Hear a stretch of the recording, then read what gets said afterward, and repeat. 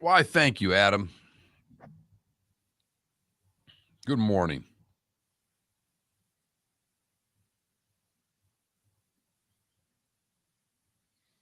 Good morning, Adam.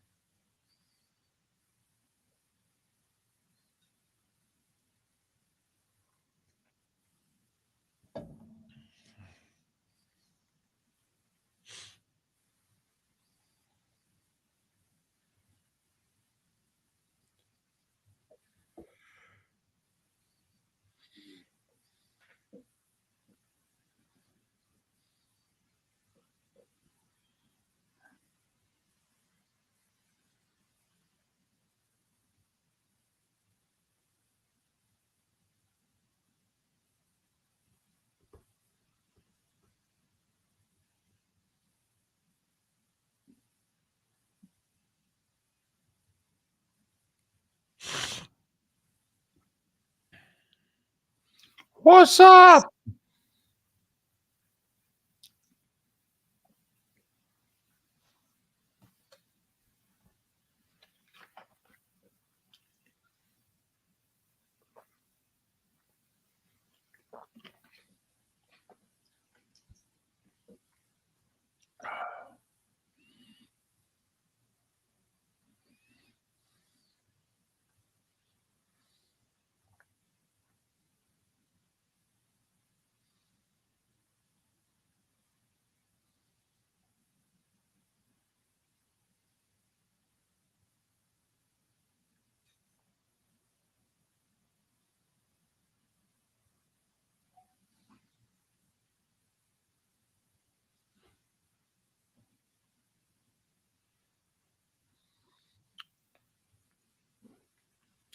Morning, Raiders. Morning, AJC. Yeah. And it is a good signing. Just wondering who's going to block for him.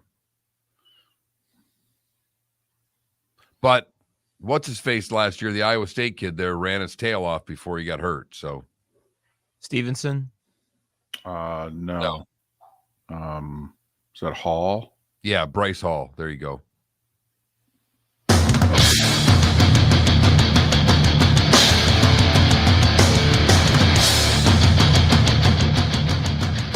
You are listening to Miller and Moulton, exclusively on the Florida Sports Network. And now, here's Mark Miller and David Moulton. Top of the morning to you. We are midway through the month. Hope your week got off to a good start. How the heck are you? Miller and Moulton here on the Florida Sports Network, floridasportsnetwork.com. Thanks so much for being with us. Top of the morning to you, Mark. How is school going for the young daughter? Going well. Very excited to be back. So, first day of homework, those first 2 days last week, kind of blow off days, but now they're into it. She had homework to do last night. I was very excited. The more homework the teachers can pile on, the better off we all are. Are you in the minority view with that, do you think? Probably. Okay. Bury you. More work, the better. Let's smarten these kids up. So you want her to come home, hours of homework, dinner, bed. We can find a little time for fun in there. There's a little bit. We slipped in a little swimming last night as well. Oh, okay. I just don't know what fun means in certain households. I didn't know if that meant a wheel in jeopardy or, it just whether it meant quality time. You know what is so weird? And, I grew up, my dad came home, the television was on. We watched the news every night. We watched the local news, the national news, Wheel Jeopardy, whatever the hell may have been on at 7:30. A TV doesn't come on in our house. Hardly ever. I turn it on when I realize that the Marlins or Rays are playing. And that's it. So we are really good about keeping it is just amazing because I was that way for a long time. Walked in the house, grabbed the remote, turned the television on. I don't do that ever anymore. Our daughter never had a television in her room.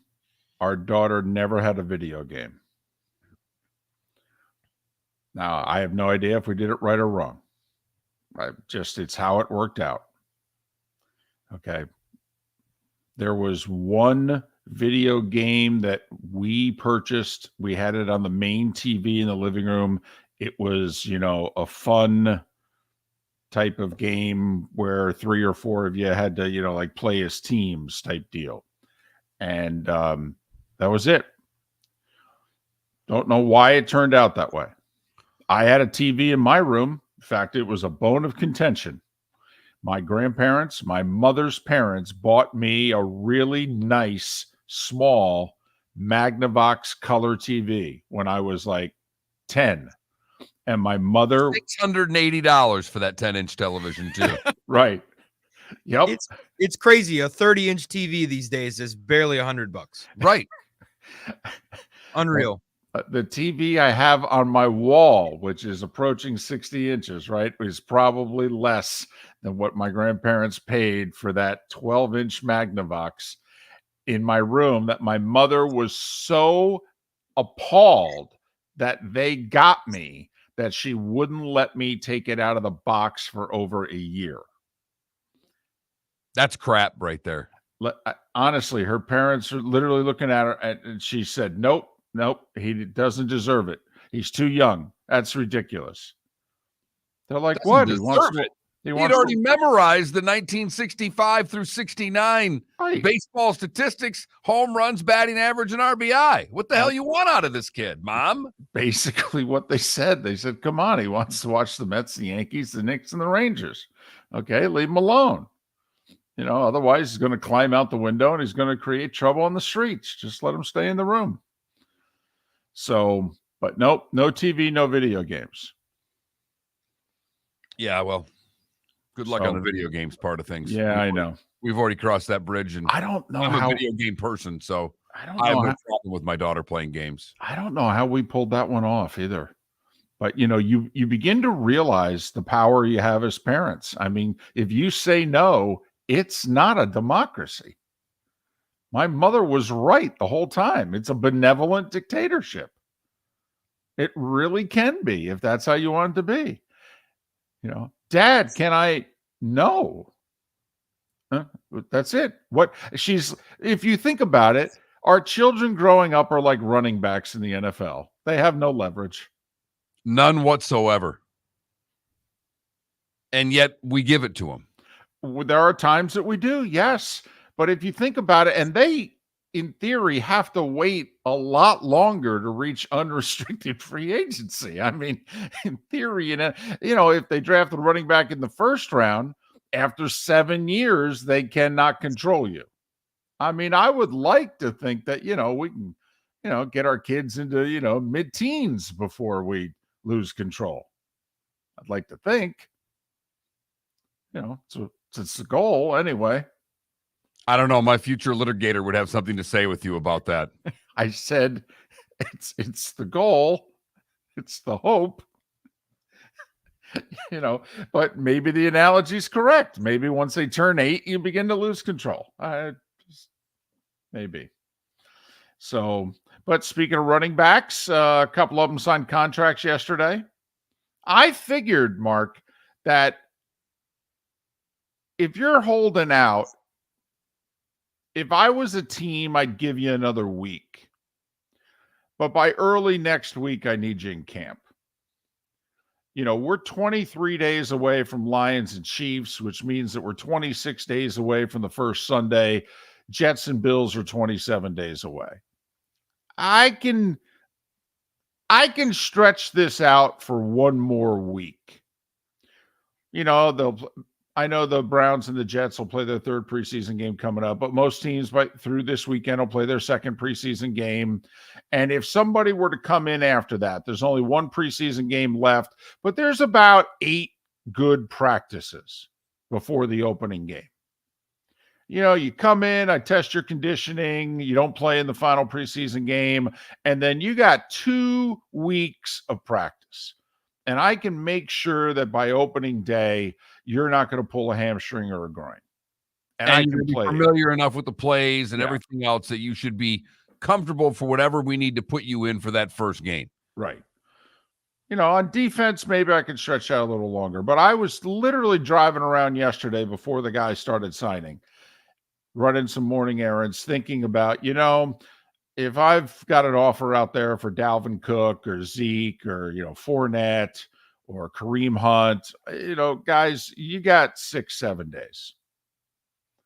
And then I'm pulling the offer and, I wish you the best, because otherwise you're going to come in here and pull a hamstring and this is going to be a waste of time. That's kind of where I was. And so the Jets with Dalvin Cook, the Patriots with Ezekiel Elliott, just for what he signed for as well. This could come back and bite the Bengals. I don't know why it is I had him pigeonholed for Cincinnati, and I don't think it was just that he played his ball at Ohio State. I really don't know if I can count on Joe Mixon. I don't know if the league's not going to crack down on Joe Mixon at some point.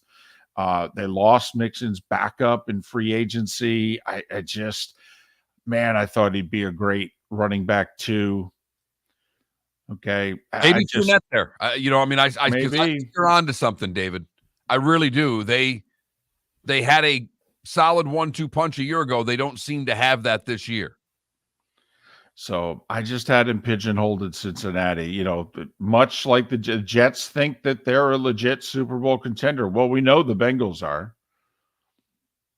I mean, and this just in, they've never won it before. I mean, $3 million base. You really mean to tell me Ezekiel Elliott's not worth a $3 million base? Seriously, you let the Patriots get him for $3 million base and $1 million signing bonus? Now, I know Mike Brown's cheap. Maybe he didn't want to do the bonus. Okay, give him $4 million base. You really mean to tell me Ezekiel Elliott's not worth $4 million base? 10 carries a game, 2 catches, picking up 8 blitzes a game. Seriously? You can have Mixon and Zeke on the field at the same time? I don't know. For some reason, I just have a feeling that's going to come back and bite them. Like the signing for New England. I mean, he's their number 2 running back. I like it. And I love the Dalvin Cook signing for the Jets. Mark, I know you want the Jets to go 6-11, but, Well, I can want something and see what's in front of me. That adds another running back there because I don't know if Bryce Hall. Hall's going to be back for week 1 and how Right. healthy he's going to be. So that gets them through the first couple weeks of the season. The question still remains for the Jets is, can they block? Correct. Now, Hall ran like a son of a gun last year. Yeah, looked like a real weapon. With no quarterback in a line that was, the same line, essentially. A lot of teams have issues on the offensive line. And, oh, man, which is another reason why, when everybody's talking up the Lions, it's tough not to talk up the Lions. And the Lions have one of the 3 best lines in the league. And when you show up with an offensive line every game, when you're going to whoop people up front, I mean, it's tough to lose, to be honest. It's tough to lose when your 11 guys are going to run out on the field and your 5 guys are going to block them. I mean, from that point on, you basically have to screw it up. When you're telling the opposition, if you want to get to the quarterback, you have to blitz. Right. And they've got a number 1 wide receiver, and they drafted, they think that they just drafted the next McCaffrey. The Gibbs kid who transferred from Georgia Tech and played the 1 year last year at Alabama. I mean, they think they're lining up one of the 10 fastest guys in the NFL. They're going to put him out of the backfield, line him up in the slot, and that he's going to be a matchup disaster for defenses. So, but you're right. Dalvin Cook, nice signing. Zeke, solid signing. Both teams who signed him, not sure the Lions can block. Okay. All right. Seems to be a trend in that division because we don't know if the Miami Dolphins can block either. No, which is yet another reason why it's the Bills until proven otherwise. At least we know they can block. We know they don't like to call running plays, at least not involving running backs, but we know that if they did, they can block for them. Miller and Moulton. It is the day of our fantasy football summit. It is tonight at the Bell Tower, Crown Plaza. You can still sign up, floridasportsnetwork.com. Limited spots available for our fantasy football summit with Dr. Roto tonight, 7 o'clock at Shoeless Joe's. Located on the East Trail, locally owned Naples Tiki Bar and Grill is an outdoor eatery next to the Hitching Post Shopping Center. Island-inspired food with a true tiki theme. The best place in Naples to enjoy the beautiful weather in Southwest Florida. The Naples Tiki Bar and Grill offers a great menu for dine-in or takeout. Enjoy our famous pulled pork, huge burgers, and tiki bar cocktails. Don't miss happy hour every day from 3 to 6 and live music 7 days a week. See you soon at the Naples Tiki Bar and Grill, 11498 Tamiami Trail East. Hello, friends and family of Southwest Florida. Are you looking to tap into the electric vehicle market? Well, look no further because we here at Southwest Florida Golf Carts have just what you need. E-bikes, golf carts, LSVs, scooters, and more. Come down and talk with one of our experienced sales reps, have a soda and a smile, and you could be cruising the streets in your new EV today. Stop by the store or visit our website at flgolfcarts.com and enter for a chance to win $100 off your next purchase by answering John's monthly sports question. Ladies and gentlemen, once again. Yeah. Hi. Excuse me. Hey, the line starts back here. Ma'am, if your party's not here, you're gonna have to go around again. If you had the opportunity to avoid all this, wouldn't you? Salt Live is the official transportation provider of the Miller and Moulton Morning Show, making your trip to and from the airport seamless and stress-free. Salt Live is supported with the help of local partners like the Bayfront Inn. Gather your family and friends and enjoy a leisurely day on the water with a pontoon or deck boat. If you prefer to explore the waterways without a motor, the Bayfront has canoes, standboards, and kayaks. At the end of your journey, enjoy lunch or dinner at the Bamboo Tropical Bar and Grill. The Bayfront Inn, something for everyone on 5th Avenue in downtown Naples. BayfrontInNaples.com. When you need a ride, book with Salt Live Transportation, 308-8686, or book on saltlivetransportation.com.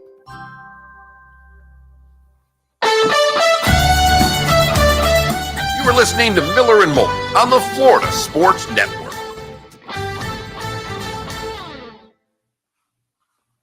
With John Krasinski, I've heard. It's really good.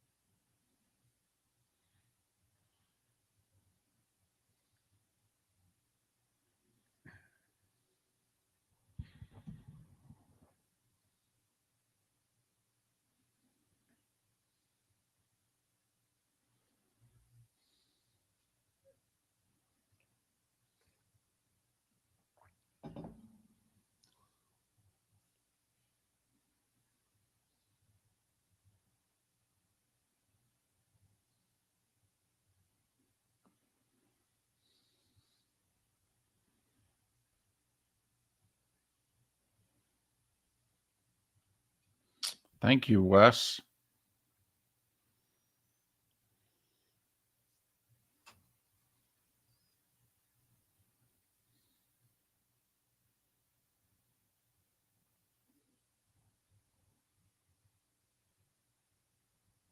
So did you see the tweet or the infographic or whatever that said that Southwest Florida has had as many 90-plus days as Phoenix so I far did this not, year? but seems accurate. It's hot.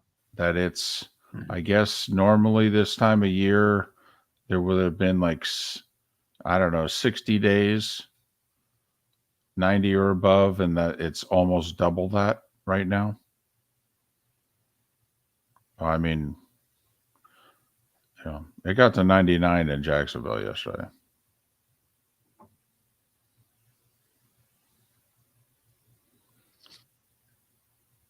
Basically, you got till 10 a.m. Before it feels warm, if you know what I mean. Like, for those that it felt pretty warm this morning at 4:30 when I took the dog out, David. I drove home from the TV station with the windows down, and it was hot. Yeah. And the sun was set pretty much. Because you work to what, 7:30? Yeah. So, David, my wife dragged me to church yesterday. It was a holy day of obligation. I didn't realize it was my favorite one. The Assumption. It's the day that we all assume that she got knocked up by God. Yep. Wait, that's a thing? The Assumption? The Assumption of the Virgin Mary. Must have forgotten that one. Either that or you just stayed home and assumed. It's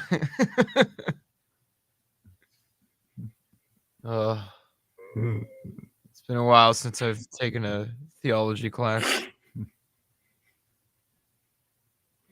Well, different ones teach different things. So, Yeah, you know.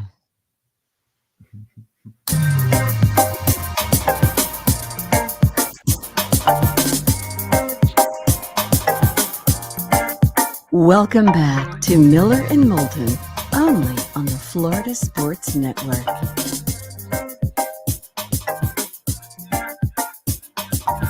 "21 minutes past the hour, top of the morning to you. How the heck are you? Miller and Moulton, Florida Sports Network, floridasportsnetwork.com. Magic numbers are 11, 16, and 23 for week 0 and week 1 of the college football season. Heck, it's just 3 weeks from Thursday. Lions and Chiefs. getting this party started. Fantasy Football Summits tonight in Fort Myers, Shoeless Joe's, Sports Cafe, Crown Plaza, Bell Tower Shops. There's still a handful of spots remaining. FloridaSportsNetwork.com, FloridaSportsNetwork.com. That's how you can sign up and go. Hope to see you there. So we had an interview yesterday with Daniel Wallach, who's our sports betting legal authority. It's because he's one of the number one authorities on it nationwide. So we figured, well, hell, then we can claim him too. And, Mark and he have a bromance because a couple of years ago during an interview, you know how when you're talking to somebody for one of the first times, and it's nice enough that they come on, but, they're not really super into the interview. They're doing it almost out of a sense of obligation. They want to get their name out, publicize their Conduct Detrimental podcast, blah, blah, blah. And then Mark and Daniel Wallach had a Tom Cruise, Renee Zellweger moment because Mark went IGRA. And Mark, what does IGRA stand for? The Indian Regulation Gaming Act. And Daniel Wallach turned into Renee Zellweger at that moment. You had me at IGRA. And so we've had him ever since. And so he came on yesterday, even though he was like headlining a conference in Saratoga and tracking one of the biggest sports betting stories in the country.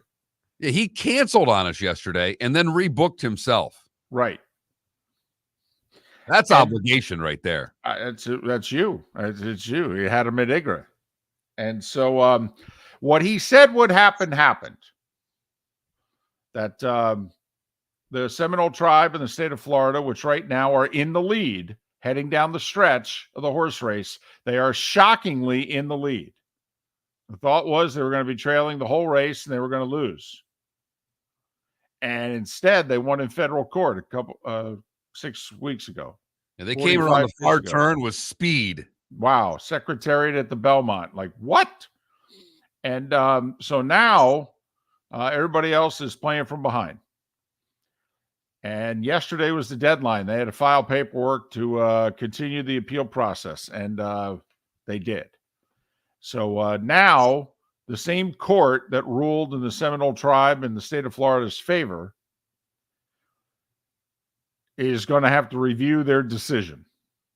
And the expectation is they'll review it very quickly. And while there were 3 justices who voted on it 6 weeks ago, there will be the full court, 11, that will vote on it this time. But the likelihood is that they will side with their other fellow justices. And so the appeal will get shot down, and it will get shot down quickly. Within a month is the expectation. And then there's really only one step left in federal court, and that's the Supreme Court. So they filed a petition for rehearing yesterday, which we told you was going to happen. When that gets denied, and all expectations, as David pointed out, is that they have 90 days after the rehearing petition is denied to apply for their appeal to the Supreme Court. Now, Daniel Wallach said that the Seminole tribe has 2 options. When they win again in 2 to 4 weeks, when the rehearing is denied, they then 7 days after that, essentially they've won. And they could then restart up their sports betting app immediately and go back to the sports wagering that we had for that 4 to 5 week period a couple of years ago. And then what he said was protocol is when the sides ask the Supreme Court to ultimately hear and decide this case, this dispute. If the court says, yes, we'll hear it, protocol is you then stop what you're doing. So Daniel Wallach said that the Seminole tribe will be perfectly within their legal right if, let's just say, a month from now, the district court decides, no, we're not going to rehear this. We already ruled on it. And then a week later, it's official. All right. The tribe is essentially won. unless you want to take this all the way to the Supreme Court. From that moment on, the tribe can start up the gambling. But whenever the day comes, if the day comes, and that is a big if, because Daniel Wallach said any case to get in front of the Supreme Court has a 5 to 10% chance, even though he believes this checks all of the boxes for the court to hear the case. It's still an uphill battle to get in front of the Supreme Court. And if you haven't been following the story, for 50 years, the federal courts have ruled one way. And then all of a sudden, 7 weeks ago, they ruled in another way. And that's why Daniel Wallach is still in shock, actually, that the federal court 7 weeks ago ruled the way it did in favor of the Seminole tribe in the state of Florida. And what it would mean for the sports gambler is there's only one place you can gamble for the next 30 years in the state of Florida, and that's through the Seminole tribe, period. There will be no DraftKings sportsbooks, FanDuel sportsbooks, ESPN Bet. There will be none of the others that a lot of the other states enjoy. And usually, competition is what? A little bit better odds, bonuses, perks for the better, as opposed to a monopoly. This is a legalized monopoly, what the state of Florida and the compact deal that they put together with the Seminole tribe. It is a legalized monopoly. And so that's where we are. So likelihood next few weeks, 2 to 4 is what Daniel Wallach said. We're going to sit around and wait for the Seminole tribe to record another win, which they likely will. And then essentially they will have won. And they can wait a week, and then they could be in business. And they would perfectly be within their legal right to resume their sports betting app and return to gambling. And then when the appeal to the Supreme Court happens, they could still keep the app running. He said the protocol is once the court says, okay, we're going to hear this case, you're supposed to then stop what you're doing. They don't have to, but it is thumbing your nose at the Supreme Court to continue your app when the Supreme Court's going to hear the case. Right. So that's where we are. What happened yesterday, if you were listening to this show, and if you missed the interview, by the way, floridasportsnetwork.com. It happened in our 8 o'clock hour, and you could listen to it. It was a pretty informative 12, 13 minutes. And so that's where we are. Mark, I thought you asked the money question, in which you asked Daniel Wallach, so you want to wager on sports in Florida. Who are you rooting for here? Because if you root for the Seminole tribe to win, they could win quickly. We could be gambling in, 4 to 6 weeks. And who knows, maybe the app never goes away. And great. But the long play may be better for the better. But as Daniel Wallach said, but the long play could be 2 more years. And there's no guarantee that happens in 2 years. Right. Because of the way the laws were designed in the state of Florida in and around gambling. So there you have it. Fairly big issue. And the folks that had to file the appeal, West Flagler, they did so late in the afternoon. They took it down to the wire, Mark. They let that clock for the draft selection go all the way down to the end. The starting 5 is next, Miller and Moulton. Yearly house call, Tuesday, August 15th, 7 o'clock, Shoeless Joe Sports Cafe in Fort Myers. The second annual Miller and Moulton Fantasy Football Summit, courtesy of the law firm of Michael F. Hornung.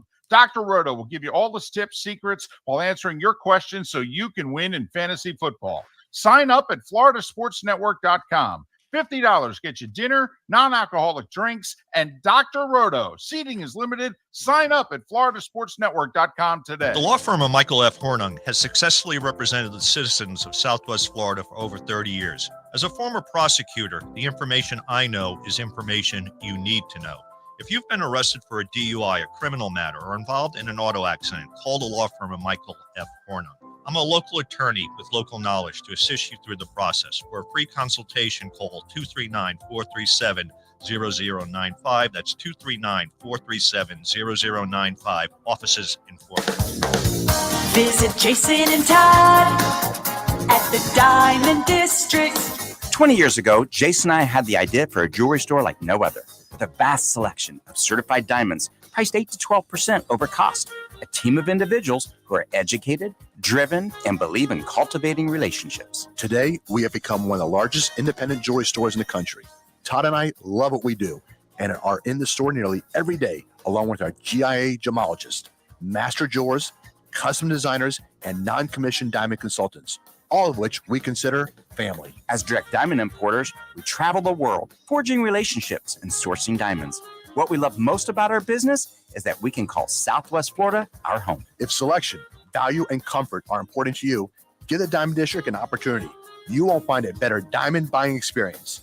Todd and I look forward to shaking your hand and welcoming you to our Diamond District family. At the Diamond District. You are listening to Miller and Moulton on the Florida Sports Network.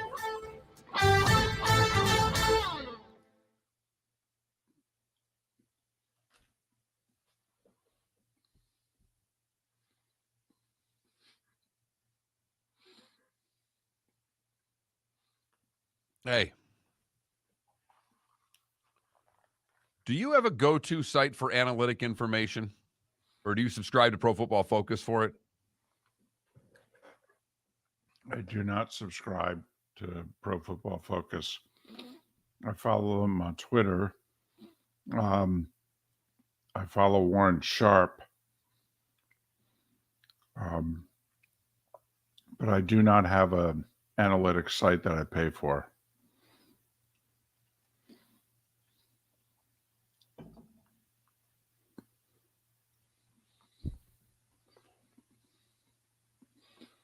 Warren Sharp's excellent.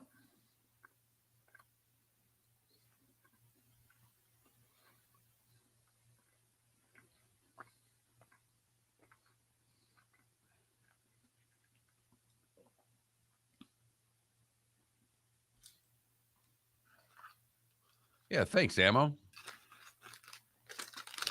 Thanks to everyone for your support. Appreciate it.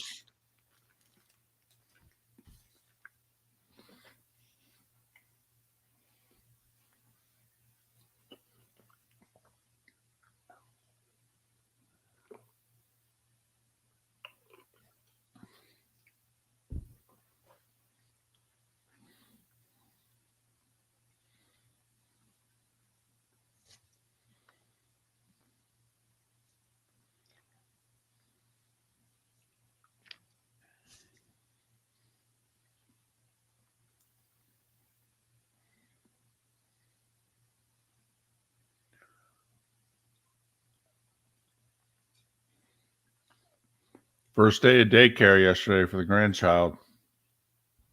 18 months old. It's good for him. She ran right in. Yep. Didn't even turn around, look at her parents. Went right in.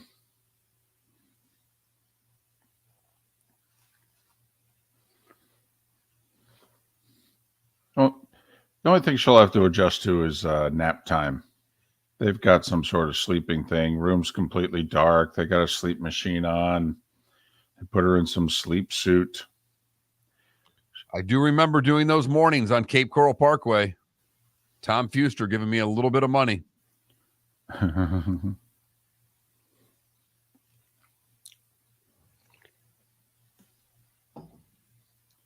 now all these years later, he's broadcasting on 770 from Estero.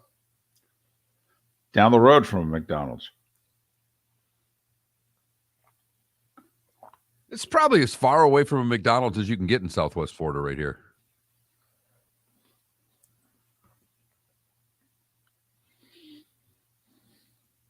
Although there's not one in Bonita, is there? There's. Wait, where? Here? Oh, it's up on Bonita Beach Road. Mm-hmm. Yeah. 41. Yeah, I know. You really can't go more than 3. I mean, when are you ever more than 5 miles away from a McDonald's? Well, yeah, because you're 2 miles away from like 3 different McDonald's. What's closer, the one here on 41 or the Grand Oaks one? Grand Oaks. Grand Oaks. Yeah.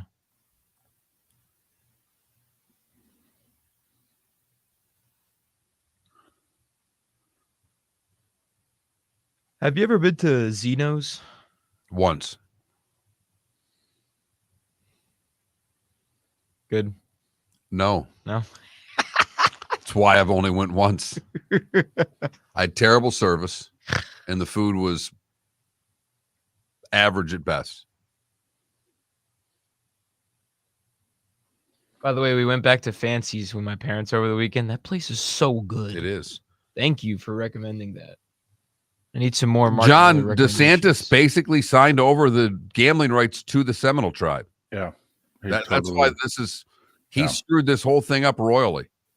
Could have had gambling 2 years ago with everybody. If DeSantis had worked out a normal, what most states, how they're doing gambling, and then we would be rolling in it as a show, because some of those places would be advertising us.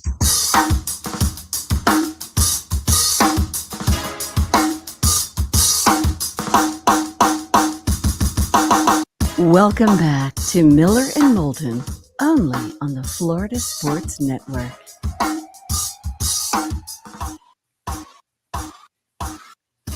"22 minutes before the hour, David Samson joins us at the top of the hour. Phil Steele tomorrow, by the way, 8 o'clock tomorrow for 2 segments. Answer your college football questions. Dr. Roto tonight at the Fantasy Football Summit to answer your fantasy football questions. Phil Steele on the show 8 a.m. tomorrow to tell you how your team looks heading into the season. Time now for The Starting Five. 5 stories you need to know. It's the Starting Five on Miller and Moulton. Here's number 1. So Dalvin Cook's a Jet. Could earn up to $8.6 million with the Jets. He's already making a couple million from the Vikings, so he could still make 10.5, almost $11 million this year. He's 28 years old. He's made 4 straight Pro Bowls, so you can see why he'd have trouble finding work. But the Jets going to bring him in. It allows them to let Brees Hall, however you pronounce his first name, the kid from Iowa State who tore up his knee in October last year, allow him to, come back at his own pace. No need to rush it. It's just a 1-year deal, by the way, with Dalvin Cook. And while we're signing running backs, the Patriots said, well, hell, we'll take Ezekiel Elliott off the market. Former Cowboy signs a 1-year, $3 million base, $1 million signing bonus, and he can earn up to $2 more million in incentives. So Zeke will make $4 to $6 million as the number 2 running back in New England. Speaking of the Cowboys, they did what we thought they would, could, and should do. They had a bunch of money laying around. Zach Martin's like, listen, I'm like the 8th highest paid interior offensive lineman. Are you serious? I might be the best one in the NFL. You can't throw me a little bit more money? I'm 32 years old. You can't make me, I don't know, top 3, top 4 paid interior offensive lineman? And so the Cowboys took his $13 or so million salary and they made it about 18 or so million for the next 2 years. They threw him an extra $10 million, basically. 5 this year, 5 next year. They said, you happy now? What took so long? Yeah. I mean, really and truly, I was laughing when you made the count. Well, go trade for Zach. Well, they're not trading Zach Martin. Well, they shouldn't. And this took way too long, but good for Dallas for getting it done. Tragic story involving the NFL yesterday. Running back Alex Collins died late Sunday night. Word didn't get out until late yesterday. Former Seahawks and Ravens running back, who was just 28 years old, was riding a motorcycle and was involved in an accident in South Florida. Alex Collins played this last spring in the USFL. Jadeveon Clowney visited the Jags yesterday. Jacksonville described it as, quote, a good visit, unquote. Did they offer him a contract? No, they did not. By the way, Clowney, who's always gotten paid, he had such a bad time in Cleveland, Mark. I don't think Clowney can get paid. I think Clowney's going to have to accept like an Ezekiel Elliott type contract. High incentives. Well, but like a Low $3 base, million, right. yeah, $3-4 million, nothing more than that base. And he's probably looking for, who's the guy who signed the $10 million deal last week? A couple of edge rushers. And it was Gordon? Right. They both signed a pretty good money deals, and I'm sure that's what he's looking for. I don't know that he can get that. Not with the way he's played lately. And then one other NFL loosely related story. Did you hear the Michael Orr allegations? The blind side, Michael Orr, that first round pick, tackle out of Ole Miss, remembered mostly with the Ravens, but he actually was with Carolina when they went to the Super Bowl. He is suing his, quote, family, the Tuohys, claiming they never adopted him, that instead he was placed in a conservatorship, and that denied him the rights to millions of dollars in residuals from the blind side. That the Tuohys, all of them, kids included, made millions, and he made bupkis. And he claims that he didn't find this out until this past February. And he still calls them family.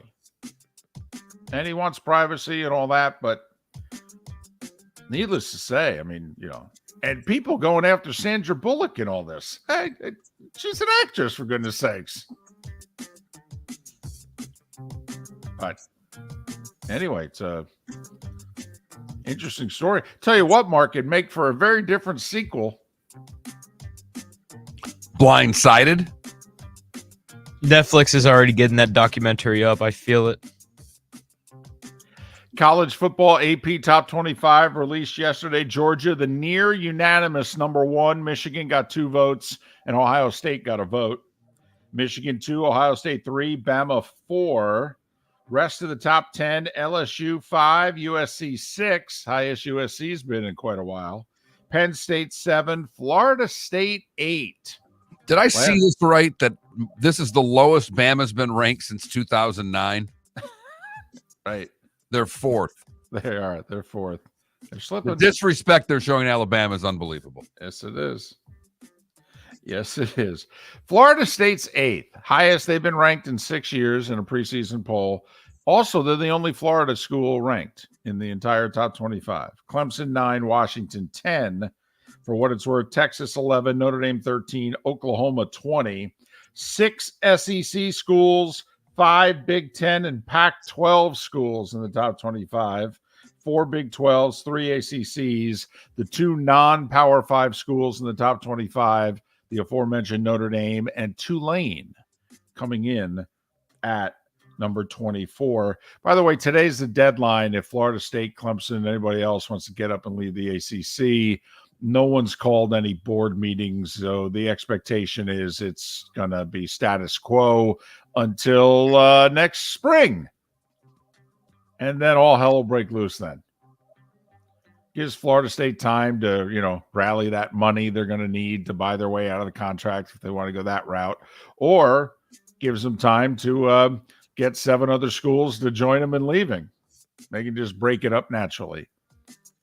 Also, today's the day that, in theory, if the ACC is going to arm wrestle UNC, NC State, Florida State, or Clemson and get one more vote to allow Cal or Stanford into the ACC. Not expected to happen. Baseball. At this time yesterday, Rays all-star shortstop Wander Franco was just sitting at home. He was not suspended. He was not on a restricted list or anything like that. Well, now he is. He was placed on the Major League Baseball restricted list, albeit he's getting paid. What it allows is it allows the Rays to replace him on the 26-man roster. If he was not on the restricted list, they'd be playing with 25 guys in the dugout. The Rays have said he's going to stay home for the whole road trip, which is all this week, 6 games. Not only is Major League Baseball investigating the salacious claims that the 22-year-old is involved with a 14-year-old girl, but the Dominican Republic is also investigating. And while Franco did not say this directly, others have said that people are extorting him with these claims because they wanted money and gifts and he's not providing them. And he has agreed with them when they have said it publicly, but he has not made those exact claims. He did take to Instagram Live yesterday morning and say, "This is BS. I'm not involved with an underage girl. And this is why, basically, I don't hang around all you people and deal with you guys." So we'll see where it goes from here. Doesn't seem to be a middle ground here. Rays, by the way, went to San Francisco, beat the Giants 10-2 last night. Franco's replacement, Basabe, had a 2-run single and a 3-run fourth, and that put the Rays ahead for good. Tyler Glass now, remember, he had the back, had to get an injection. He pitched well last night, 6 innings, 1-run ball. He said 2 days ago in a bullpen session he worked it out, and he felt good. He knew he'd pitch well last night is what he said. 10-2 Rays. They stay 3 back of the Orioles, who are never going to lose again. First 2 months of the year, the Rays were never going to lose again. Now it looks as if Baltimore will never lose again. They beat the Padres. Well, hell, who can't beat the Padres? 4-1. Gunnar Henderson cleared the bases with a double against Darvish. That was the difference in the game. Their lead's 3 over the Rays. San Diego 6.5 back of the Marlins. Miami got back-to-back homers from Soler, Arise, and Josh Bell last night. Only the second time they've ever done that in franchise history. The last time they did it was 1998. 5-1 Miami. They have a 1-game lead over the Cubs and Reds for the final playoff spot. They're just a half game behind the Giants for the 5 seed. So you got 4 teams within a game and a half of each other in the National League for 2 playoff spots. Can we play guess the attendance? Remember, Marlins just put 100,000 in the ballpark for 3 games against the Yankees. The defending World Series champion Houston Astros on a Monday night, best Marlins team in the history of the ballpark.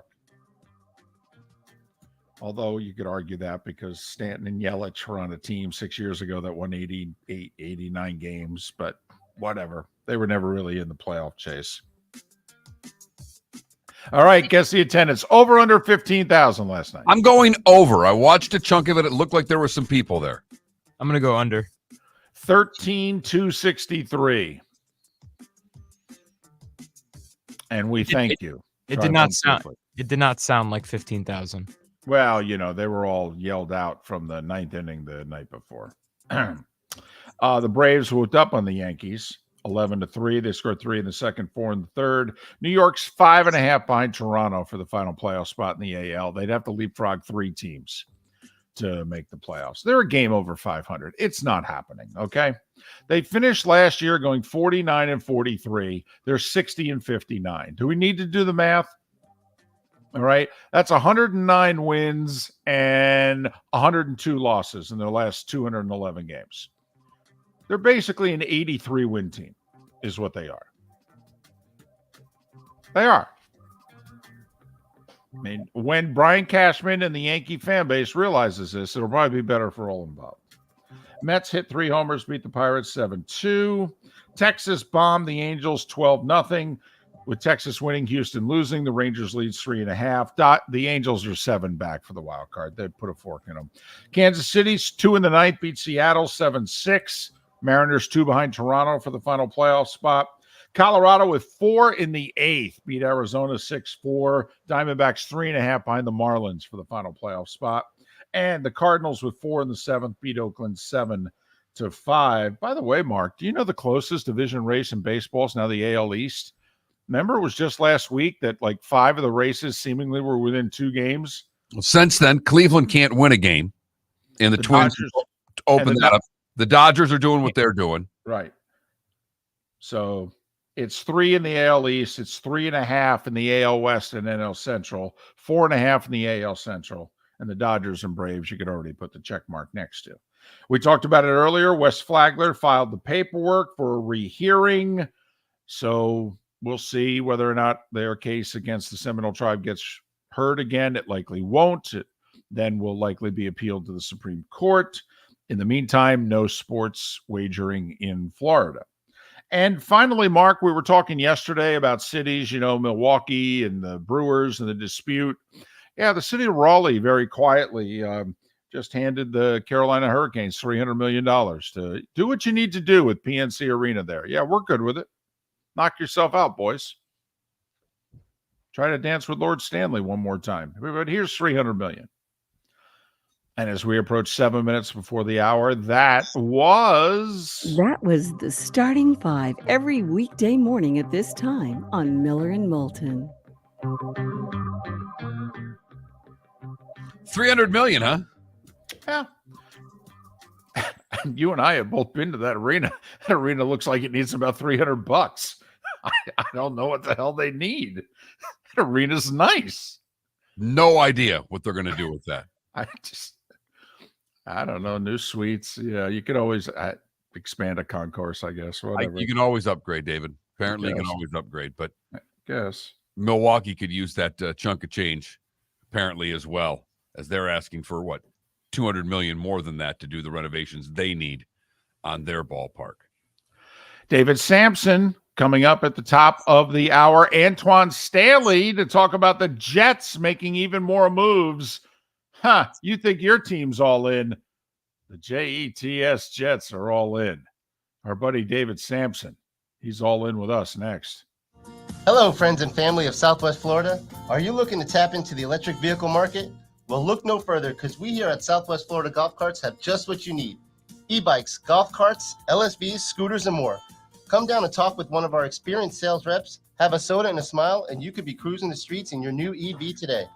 Stop by the store or visit our website at flgolfcarts.com and enter for a chance to win $100 off your next purchase by answering John's monthly sports question.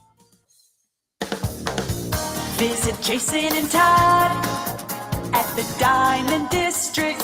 20 years ago, Jason and I had the idea for a jewelry store like no other, with a vast selection of certified diamonds priced 8 to 12% over cost. A team of individuals who are educated, driven, and believe in cultivating relationships. Today, we have become one of the largest independent jewelry stores in the country. Todd and I love what we do and are in the store nearly every day, along with our GIA gemologists, master jewelers, custom designers, and non-commissioned diamond consultants, all of which we consider family. As direct diamond importers, we travel the world, forging relationships and sourcing diamonds. What we love most about our business is that we can call Southwest Florida our home. If selection, value, and comfort are important to you, give the Diamond District an opportunity. You won't find a better diamond buying experience. Todd and I look forward to shaking your hand and welcoming you to our Diamond District family. At the Diamond District.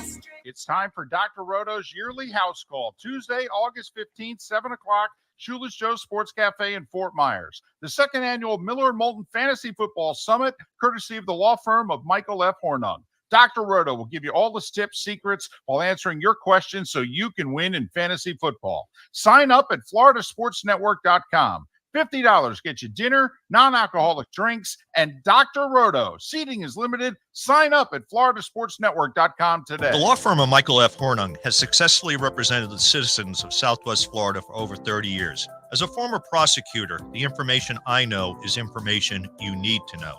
If you've been arrested for a DUI, a criminal matter, or involved in an auto accident, call the law firm of Michael F. Hornung. I'm a local attorney with local knowledge to assist you through the process. For a free consultation, call 239-437-0095. That's 239-437-0095. Offices in Fort Myers. You are listening to Miller and Moulton on the Florida Sports Network.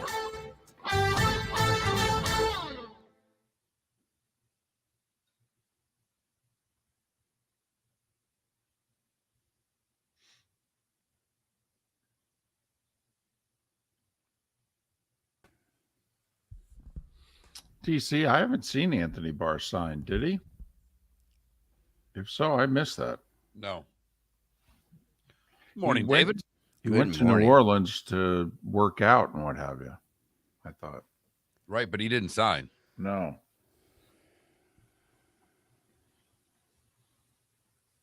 So you're back in training? When the hell did this happen? I mean, you nearly ran yourself into the ground. Your body fell apart. You said, I got to take some time off. What, you go travel the world? You come back and you decide, you know what? I need to put myself through hell again? Well, my best friend really needs a cure for Parkinson's. So if he can do this, I can do this. Gotcha. So that made it pretty easy to make the decision. So you're running another marathon? No, we're running 4 miles every 4 hours for 48 straight hours. So it's a challenge. It's an endurance challenge. I've never done anything like it. Way harder than it sounds. It sounded pretty blanking hard. I got to be honest. So we're training. I did 4 miles every 4 hours for 16 hours yesterday or 2 days ago. We'll do a 20-hour run next week, a 24-hour run the week after as part of training. And then so you do 4 miles and then you get a short break and then you do 4 miles again. And you do this 48 times is what you're telling me. No, 12 times. 12. Okay, so once every 4 hours. Exactly. I'm not being a jerk here. In all honesty. So do any one of those periods, do you sleep?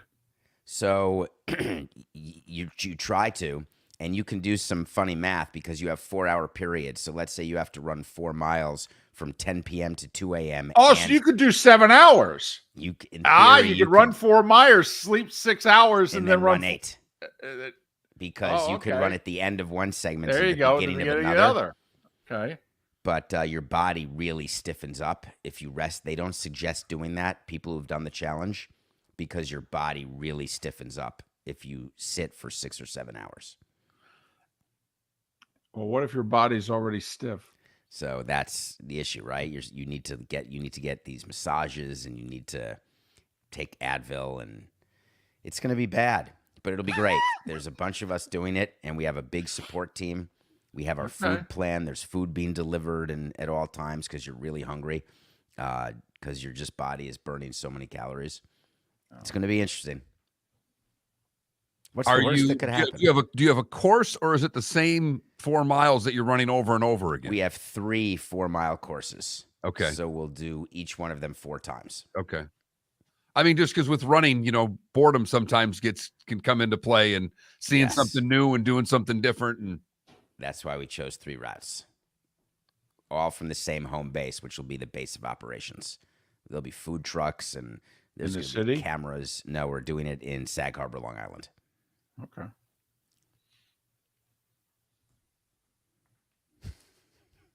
It's stupid. You and your buddies are to be commended. Well, we're raising a lot of money, so that's good. It's never helped, though. I guess it could help somebody else. It's not helping my best friend, but maybe someone else who doesn't even have Parkinson's yet. We have someone listening in the Twitch chat room who's a Parkinson's patient, and he says, thank you. You are welcome. We will keep doing it till we find a cure.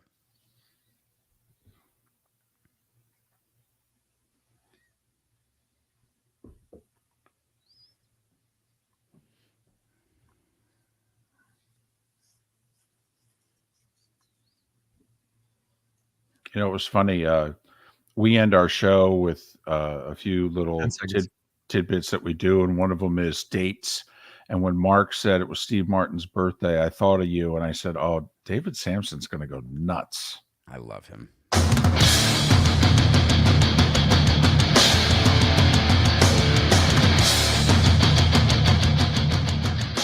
You are listening to Miller and Moulton, exclusively on the Florida Sports Network. And now here's Mark Miller and David Moulton.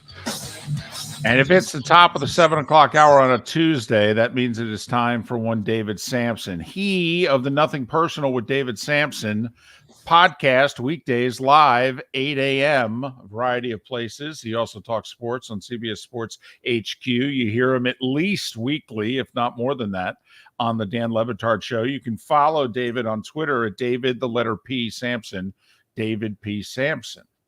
So we got to get this out of the way. For those that have listened to you regularly on this show, you were running marathons and triathlons, and then your body basically just shut down.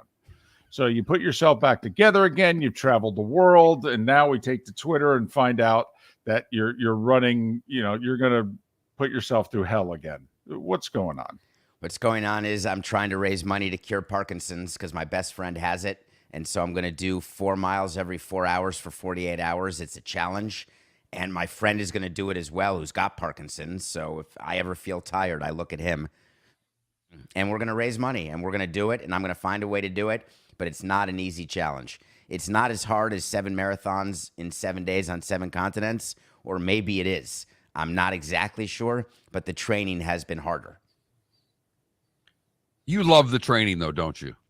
At the end of the day, there's no way you can be this demented and not love this a lot. So what I love about you is that every Tuesday for 14 minutes, and you're better than my therapist. The answer is yes. Yes. I love having the goal of the extraordinary that any ordinary person can do. And in order to be extraordinary, I can't dunk a basketball. I can't hit a golf ball. But anyone can be on their feet for 48 hours. You just have to train for it. So I love that feeling of doing something that most people don't think they can do, but in fact they could. So it was around this time yesterday that we were seeing the video in China of James Harden calling the guy who runs the 76ers a liar, and I'm never going to have anything to do with him and an organization that employs him again. And Daryl Morey has basically said, I'm going to call your bluff. Did you ever get into a dispute with a player in which another organization called you and said, listen, you guys got to hold firm here? Or, whether they did it officially or what have you, because I feel as if the NBA is trying to take control of their sport back from their quote unquote stars. And I think they all want someone to have the courage to take on their star and win, but none of them have the courage to do it. You're exactly right. Now, it's not to the level of collusion, but clearly we pay attention in owners' meetings when certain teams are doing certain things with players that we want to not have become a habit. And the player empowerment issue in the NBA is out of control. And is this the inflection point? That's the exciting part for me. If I'm Daryl Morey, this is the inflection point. James, good luck to you. We are not trading you. I don't care. Hard stop. Josh Harris, new owner of the Commanders, owner of the Sixers, says, I don't want to waste a year of my life and a year of Joel Embiid. We cannot just sit here and have him not play. We've got to either get assets for him or try to make nice. Adam Silver's calling and saying, you've got this. Let's end this player empowerment right now and punish James Harden for what he's doing. And I understand the two sides, and I think this ends with the James Harden trade. No matter what Morey says, you've got to get him moved, and you wait and live to fight another day. James Harden's a year older. His performance in the playoffs wasn't very good. I don't think his value is that high. That's the other part of this that makes this extremely difficult, because you've got to find someone to trade him to. And I don't think what we found out why they took him off the market is nobody wanted him. Well, they certainly didn't want to give what Daryl Morey thought he was worth. I think there is a big confusion sometimes with players who are older, who have a great name, former MVP, where you believe they are what they were, and people who are not emotional about the player. If you're evaluating James Harden and you're on the Clippers, let's say, you're not evaluating who he was, you're evaluating who he is. But if you have the player and you're trading the player, you are often valuing him the way he was, and that's when you can't get together on a trade. The Wander Franco story is potentially disgusting. And it's very serious, obviously. But so is, what Wander Franco is supporting are those that have come out and said, well, he's being extorted. And this happens a lot. Let's just go with that side of it, because the other side's really easy. he'll be fired. He'll never play again, and he'll go to jail. Okay, but let's go with the extortion side, David. How rampant is this? Or it does? Did you ever have a player who was the victim of extortion?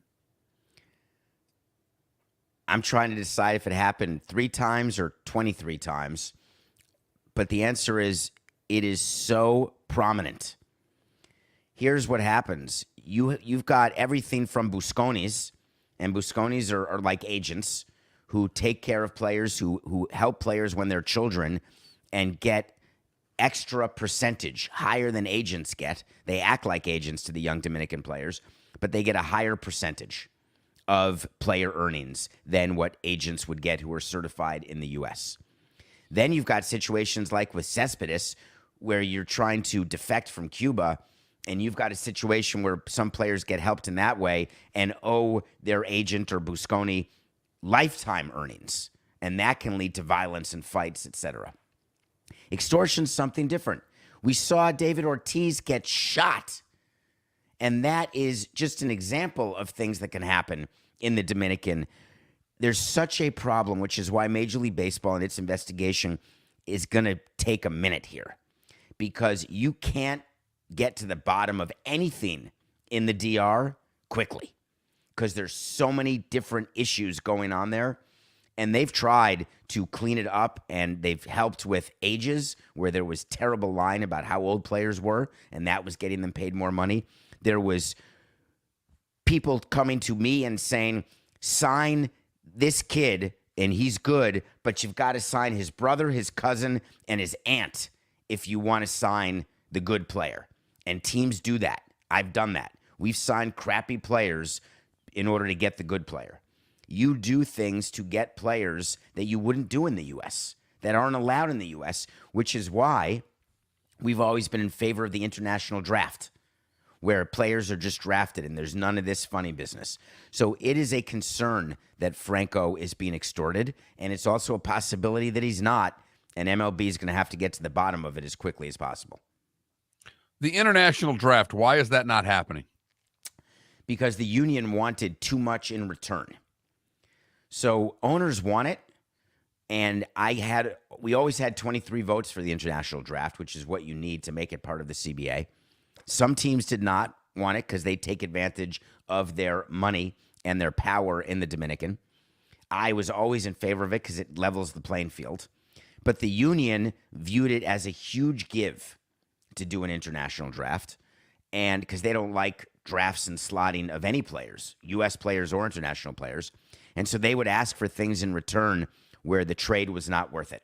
So the international draft would always be put off the table and removed in order to get a deal. He's David Samson. Nothing Personal with David Samson is his daily podcast. It's live, 8 a.m. every day. CBS Sports HQ, The Dan Le Batard Show. Follow David on Twitter at David, the letter P, Samson, David P. Samson. Listen, we understand. We're not naive. The whole game that's done between franchises, cities, and stadiums. But what the hell are the Milwaukee Brewers doing? Okay, this is where you grew up. This is not a fan base that you did. First off, you got a lease for 7 more years. Okay. Secondly, don't threaten to move to Nashville. What the hell are you doing? Man, it is too early for that play. Too early. Right. I'm not sure I understand what's happening. You know, Baltimore has a lease that runs out at the end of this year. So I sort of understand that they're starting to argue there about upgrades and money and public money. Arizona has a clause that allows them to get out of their lease, and so they're trying to figure out what they're doing. There's going to be fighting. The Brewers are there till 2030. So what they're saying is we got to start now because it's going to take a long time, and they're right. Negotiating and getting public money takes years and years and years. I would know. It took over a decade. That said, I would not be using relocation as leverage yet, because you become the boy who cried wolf. And there's no chance that baseball is giving Nashville to Milwaukee. They need Nashville as an expansion market, as a possible expansion market. They can't keep using markets for relocation that they want for expansion, because then they lose leverage and they could lose expansion fees. So therefore, Milwaukee needs to just settle down, bring it down a notch, do some negotiating behind the scenes. There'll be plenty of time to threaten relocation. It's just not today. We've had a few people complaining about umpiring. It's always a topic, but baseball is going along really well right now. Things are very positive in the sport with the new rules. Everything is going along swimmingly. Are we getting closer to, I went to a Florida State League game where they could challenge strike calls. How close are we to being able to challenge balls and strikes, David? When we have the technology, not we, when they have the technology where it can be as fast as tennis. You know the replays in tennis where when you challenge a line call, all of a sudden you look on the Jumbotron and there it is. You see whether or not it is on the line or not on the line. And I think we're close. I don't think we're going to get robot umps. I don't think they're going to fire Angel Hernandez no matter how much they want to. They just can't. But what I do think is the technology will be there for challenges of strike calls, and it won't interrupt the game. It won't delay the game, which is very important to Rob, that we don't lose all the ground that's been made with game times. But in tennis, it happens like in 2 seconds. So if you've got 5 challenges, let's say, of ball strike calls, and they can all happen like that within a second, I think baseball will do that, and I think that's what you'll see before you see robot umps. Well, and as we've seen in tennis, the crowd actually finds it exciting. It's like, oh, we've got a challenge. And you actually hear the crowd, like kind of like, And sometimes they challenge just to take a break. Sometimes they know, the players know that they're not going to win the challenge, but they want an extra second of a break, and they have the challenge that they can use. It doesn't crush game time. It doesn't ruin the flow of the tennis match. It would not ruin the flow of a baseball game, which is so good right now. But you have to have an ability to get calls right, and there have been calls that are wrong, and that hurts the game. He's David Samson. Nothing personal with David Samson. He records it live at 8 a.m. every weekday. Follow him on Twitter at David P. Samson. David, as always, great talking with you. All the best in your training. We'll talk next week. I can't wait. Have a great day. David Samson, kind enough to join us once again here on Miller and Moulton. Reminder, our Fantasy Football Summit is tonight, 7 o'clock at the Bell Tower, Shoeless Joe's. You can still sign up. FloridaSportsNetwork.com. Limited spots available. Sign up now. Ladies and gentlemen, Excuse me. Hey, the line starts back here. Ma'am, if your party's not here, you're going to have to go around again. If you had the opportunity to avoid all this, wouldn't you? Salt Live is the official transportation provider of the Miller and Moulton Morning Show, making your trip to and from the airport seamless and stress-free. Salt Live is supported with the help of local partners like the Bayfront Inn. Gather your family and friends and enjoy a leisurely day on the water with a pontoon or deck boat. If you prefer to explore the waterways without a motor, the Bayfront has canoes, standboards, and kayaks. At the end of your journey, enjoy lunch or dinner at the Bamboo Tropical Bar and Grill. The Bayfront Inn, something for everyone on 5th Avenue in downtown Naples. BayfrontInNaples.com. When you need a ride, book with Salt Live Transportation, 308-8686, or book on saltlivetransportation.com. Visit Jason and Todd at the Diamond District. 20 years ago, Jason and I had the idea for a jewelry store like no other, with a vast selection of certified diamonds priced 8 to 12% over cost. A team of individuals who are educated, driven, and believe in cultivating relationships. Today, we have become one of the largest independent jewelry stores in the country. Todd and I love what we do and are in the store nearly every day, along with our GIA gemologists, master jewelers, custom designers, and non-commissioned diamond consultants, all of which we consider family. As direct diamond importers, we travel the world, forging relationships and sourcing diamonds. What we love most about our business is that we can call Southwest Florida our home. If selection, value, and comfort are important to you, give the Diamond District an opportunity. You won't find a better diamond buying experience. Todd and I look forward to shaking your hand and welcoming you to our Diamond District family. At the Diamond District. You were listening to Miller and Moulton on the Florida Sports Network.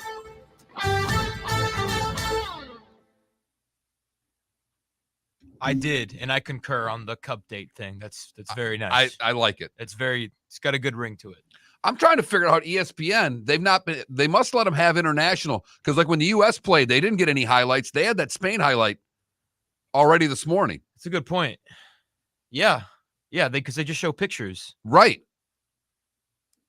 They must not. Fox must not let them have any U.S. stuff, but they let them have. I've already seen the Spain-Sweden goal on ESPN this morning. Interesting. Yeah, isn't it?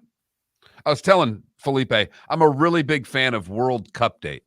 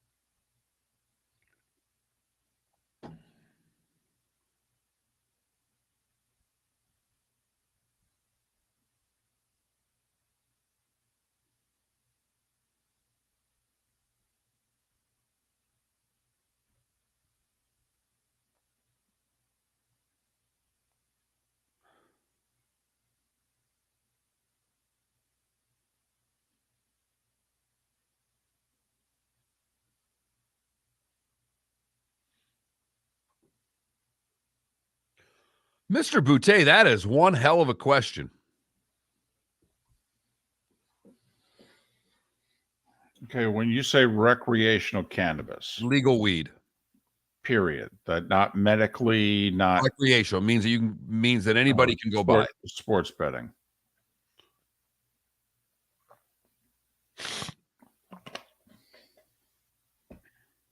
It'll be close. I think I'm with you on sports betting. I'll tell you what, it's only sports betting if the tribe wins. Because if this gets dragged out a couple more years, you think Tallahassee will go as far as recreational cannabis? I do, because more and more Republicans are investing in it.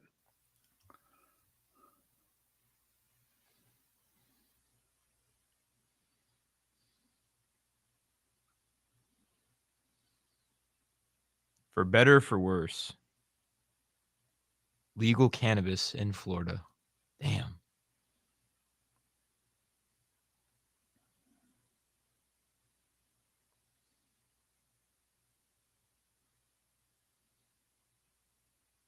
Mongo, I think everyone smokes pot these days. Yeah, but Mongo, listen. Just politicians are such hypocrites. I know some of those Bible thumpers are going home getting stoned, but that means they got to go on the floor of the Senate at some point and say they're for it. We know privately they're for it, but publicly, I just don't understand why they can't keep that same energy. Because they're high.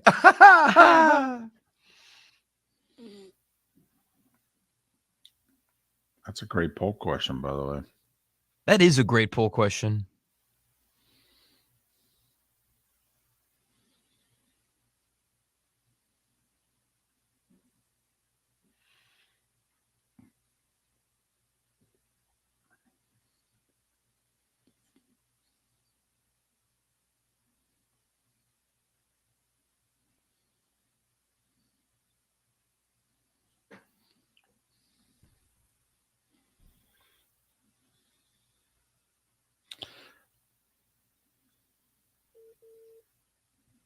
I love Seeloff's energy, man. Kyle Seeloff's energy. I love it. He fires me up about the Marlins more than I have ever been.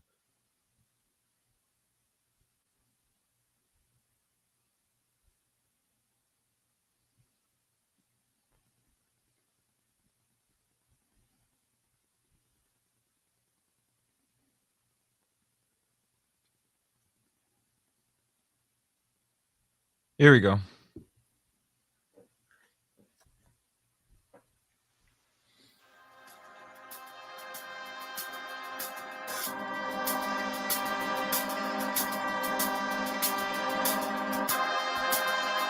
You're listening to Miller and Moulton, only on the Florida Sports Network.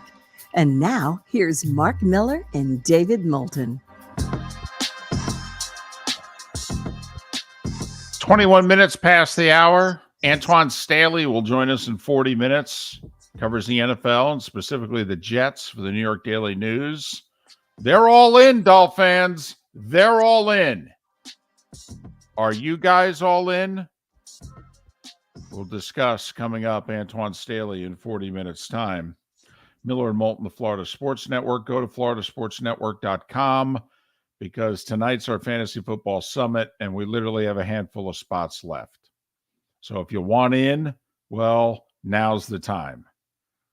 Can't guarantee you'll be able to show up at the door and say, hey. I can guarantee you can't show up at the door because I'm Right. closing sales off at noon. And I'm the one registering people. And I can guarantee if you show up tonight, you're going to have to bring a lot more than $50 cash.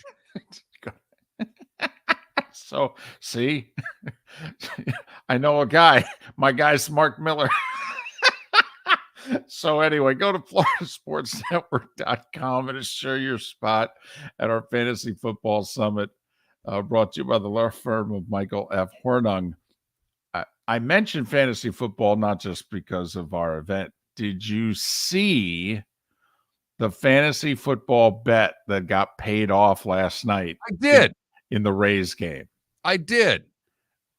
This is outstanding. I mean, I'm not in fantasy football anymore. I did it a couple times. I wasn't good. And I hate not being good at things. So, but I do love the bets that fantasy football leagues have. You know, the winner gets, cash. And the loser has to dress up and do something stupid, usually. Dave Fleming broadcast San Francisco Giants games.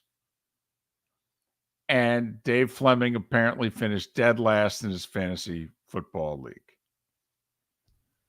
And so to pay off finishing dead last in his fantasy football league before the start of the next fantasy football season, he had to be a ball boy at a Giants game. Yep. Yep. Uniform and everything. Helmet. Out picking up the bats. Yep. Uh-huh. Being a bat boy. Yep. It's awesome. It's fantastic. They got a camera on him the whole time, obviously. And I just loved it. I just, this is, I think it's cool of the Giants organization to go along with it. I really do. Everything about it. This is good natured. This is what, life should be. I'm guessing the GM won the fantasy league, so he was the one that had him doing it. I'm guessing this was a whole Giants league. I did see one, and I've seen a lot of these, and I'm sure you all have, and you can text them in your favorite ones. But I did see one recently where the guy who finished last, they just told him to put his swim trunks on. We're going to the beach. And they took him to a bodybuilding competition and made him enter.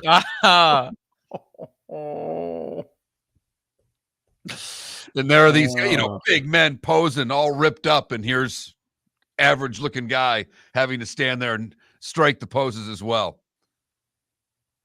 Remember this time of the year last year, I think it was Jock Peterson and someone else got into a scuffle pre-game over fantasy yeah. football.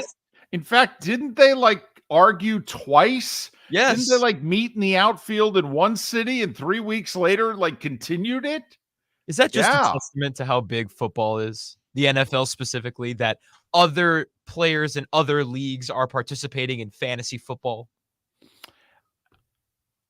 It has always surprised me that fantasy baseball isn't bigger, because the first fantasy sports I ever played was fantasy baseball, and it wasn't, trying to orchestrate. It was just home runs.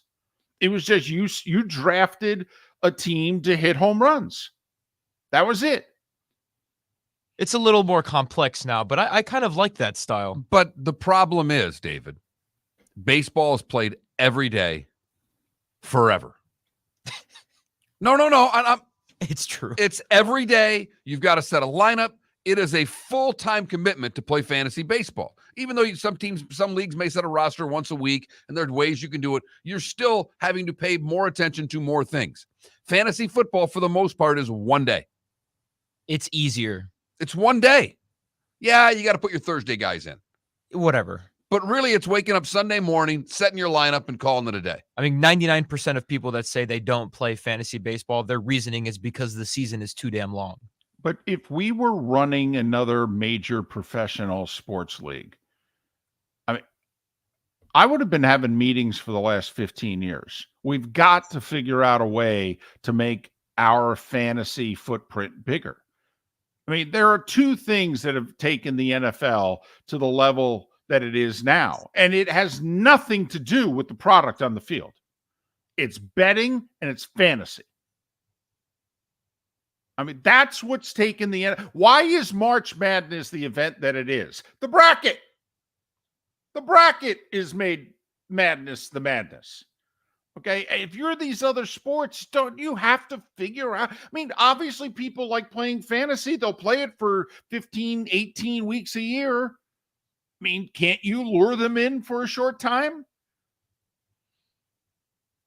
More to get my depth chart for my hockey fantasy draft, David. Don't kid yourself. Well, you're a hockey goober. I mean, you'll do that, but I mean, like you guys said, it's only once a week. Well, in theory, in baseball, couldn't you set it up like every week? Okay, here's my lineup. You do. It's just baseball's harder. It is. You have to have every position. You have to know more. You have to know more about baseball to do fantasy baseball, in my opinion, than you have to know about football to do fantasy football. Also, there's not a lot of guys in the league that play 90% of baseball games in a season. So, people will rest, people will get injured. But you have to make your substitutions. But to David's point, you can set up rosters weekly. I've done it before where you just had to set the roster for the week. It's, again, we watch football on Sunday. We're watching our fantasy people play out. We're watching the red zone because of it. It's a perfect sport for fantasy. It in so many ways, the less is more is working so well for the NFL in seemingly every way. Speaking of less is more, Felipe, it's time for our play. Wow.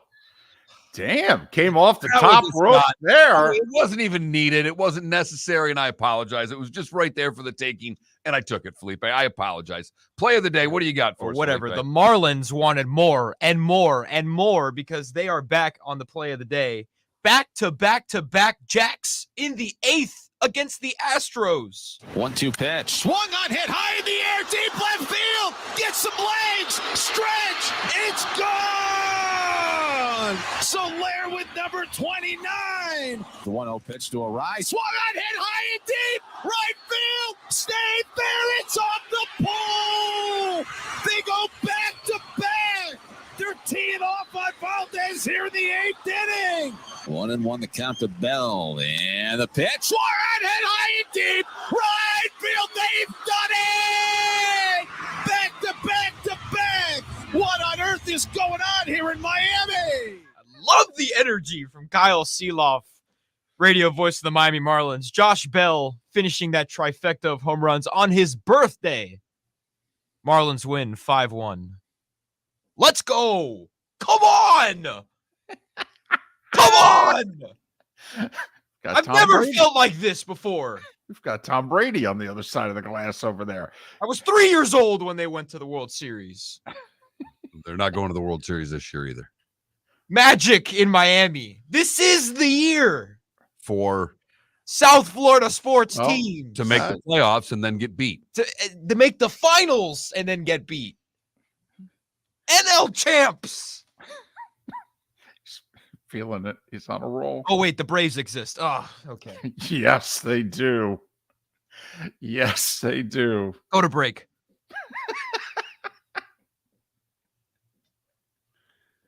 That's our play of the day. Felipe is almost as fired up as Kyle Seeloff was with those calls of back-to-back home runs for the Marlins. Only the second time in franchise history, the first time they've done it since 1998. Miller and Moulton, the Florida Sports Network.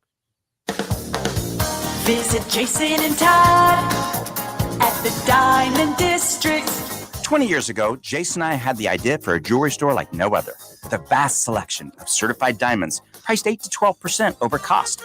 A team of individuals who are educated, driven, and believe in cultivating relationships. Today, we have become one of the largest independent jewelry stores in the country. Todd and I love what we do and are in the store nearly every day, along with our GIA gemologists, master jewelers, custom designers, and non-commissioned diamond consultants, all of which we consider family. As direct diamond importers, we travel the world, forging relationships and sourcing diamonds. What we love most about our business is that we can call Southwest Florida our home. If selection, value, and comfort are important to you, give the Diamond District an opportunity. You won't find a better diamond buying experience. Todd and I look forward to shaking your hand and welcoming you to our Diamond District family. At the Diamond District. Yeah. Hi. Excuse me. Hey, the line starts back here. Ma'am, if your party's not here, you're gonna have to go around again. If you had the opportunity to avoid all this, wouldn't you? Salt Live is the official transportation provider of the Miller and Moulton Morning Show, making your trip to and from the airport seamless and stress-free. Salt Live is supported with the help of local partners like the Bayfront Inn. Gather your family and friends and enjoy a leisurely day on the water with a pontoon or deck boat. If you prefer to explore the waterways without a motor, the Bayfront has canoes, standboards, and kayaks. At the end of your journey, enjoy lunch or dinner at the Bamboo Tropical Bar and Grill. The Bayfront Inn, something for everyone on 5th Avenue in downtown Naples. BayfrontInNaples.com. When you need a ride, book with Salt Live Transportation, 308-8686, or book on saltlivetransportation.com.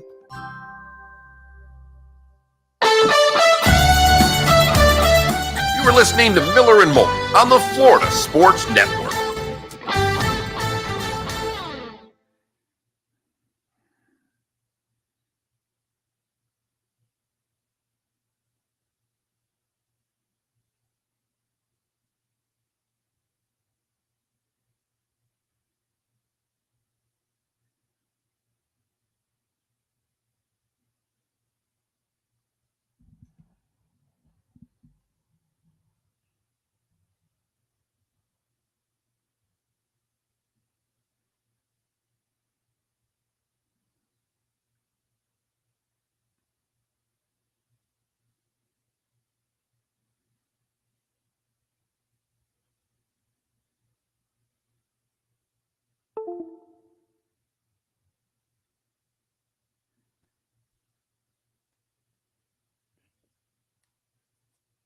What just happened? David, are you there? Okay. Well, that was you. Oh, Felipe, you scared me. Yeah, my bad. Oh. Oh,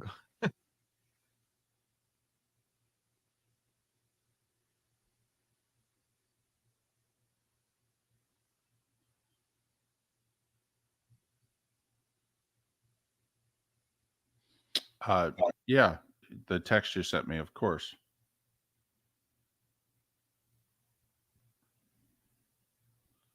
Yeah, that I gave him a table for 4 as part of his deal. I should be there by 6:15. That's my plan anyway.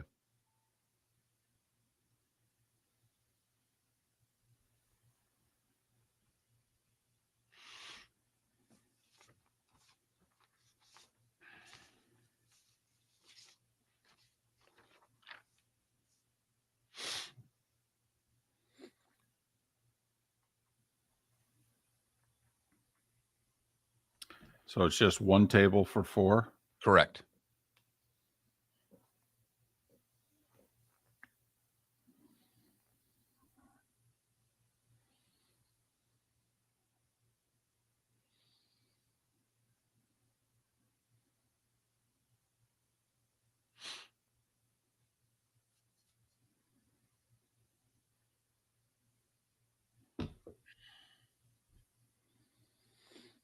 Ranked the most miserable cities in America.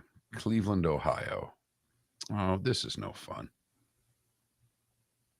They're all the same ones. Miami Gardens. Miami Gardens?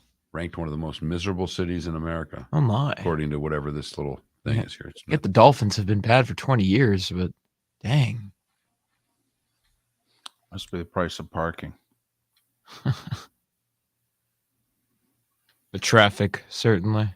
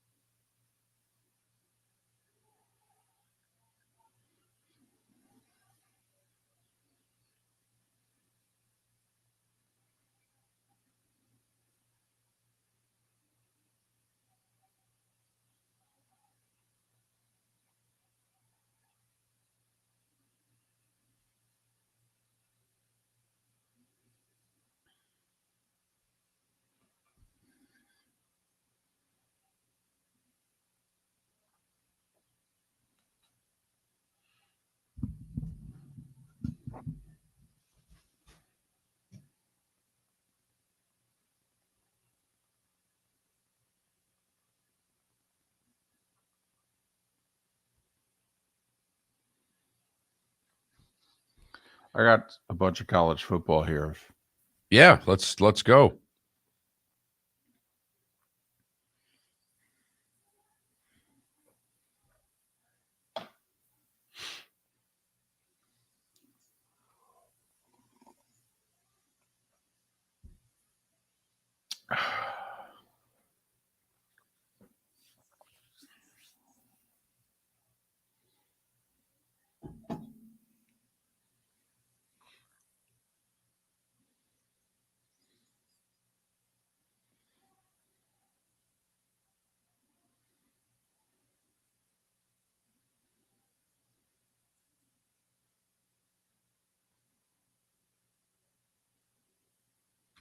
Here we go.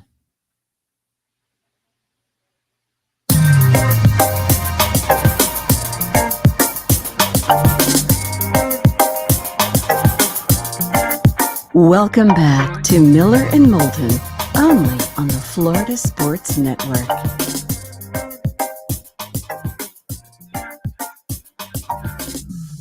"22 minutes before the top of the hour. Miller and Moulton, Florida Sports Network, floridasportsnetwork.com. Antwan Staley to join us at the top of the hour. Jets with a big free agent signing yesterday. A guy who wanted to play for the Dolphins. Jets are all in.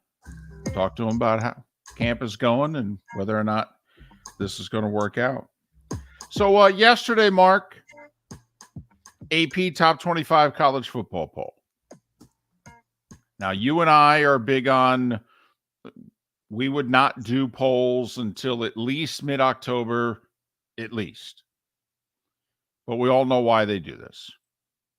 Hype.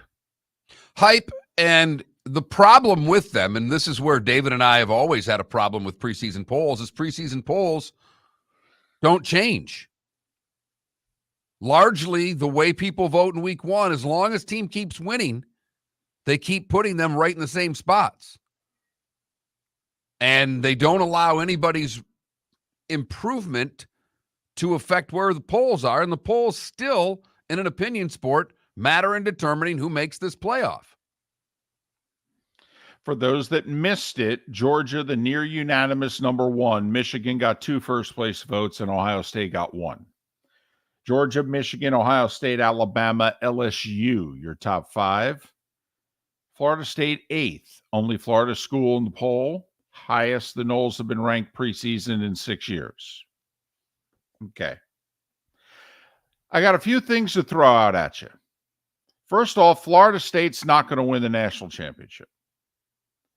And the reason I know that is because, Mark, basically for the last 20 years, you have to be preseason top 7 in the AP Top 25 to win the national title. Okay. There are only 2 teams since 2004 who won the national title that were not in the preseason top 7. Cam's Auburn team of 2010.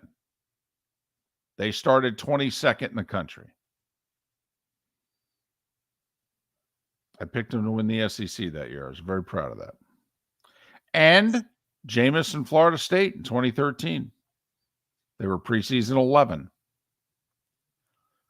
Only 2 teams since 2004 to win the AP national championship or to win the national title that was in the AP top 7 in the preseason poll. So that's number 1. So Florida State at 8, Clemson 9, Washington 10, Texas at 11, Notre Dame 13, Oklahoma 20. We can go right down the list. Sorry, guys. Thanks for playing. All right. Georgia, preseason number 1. Mark, in the last 20 years, how many preseason number 1s in the AP poll have won the national title? 5. Lower. 3? Lower. Ooh, just 2? No, yes. So 17 of the last 19 AP preseason number 1 teams failed to win the national title. USC in 04 did it, and Alabama, when Tua came off the bench on 2nd and 26 and hit Devontae, they did it. That's it. And Georgia trying to three-peat. Here's a quick trivia question. Last school to three-peat. AP national champion. Minnesota in the 30s. You can win a bar bet or two with that one. Okay. Mark, this may be our favorite. There's another reason why we're not crazy about polls. Okay? There's large parts of them that aren't accurate. It's a bunch of garbage, we tell you. Garbage. So, okay. Who's unranked? Who's going to finish in the top 10? Because it's happened every year but 2 in the last 30. And one of those years was the pandemic year, so I don't even know if we can really count that one. Think about it. In the last 30 years, basically, there's a team out there not ranked who's going to finish in the top 10. For example, last year, all right, TCU, Tennessee, Penn State, Washington, all unranked, all finished in the final top 10. Think about that. 4 of the top 10 were not ranked. Not even 22nd. So who's unranked, Gator fan? South Carolina Gamecock fan with Spencer Rattler. I'm looking at Phil Steele's power poll of where he thinks teams will finish. And just trying to get an idea of who's out there that's not ranked that may be. And it's a tough ask. Now, once again, 6 SEC schools are ranked, 5 Big 10, 5 Pac-12, 4 Big 12, 3 ACC, and then Notre Dame and Tulane. So here's a question. Is there a group of 5 school that you really like? Because there's only one that's ranked in the top 25, and that's Tulane. So is there somebody from the Sun Belt or the American? Or, I mean, is that where you take your flyer on the unranked team that's going to finish in the top 10?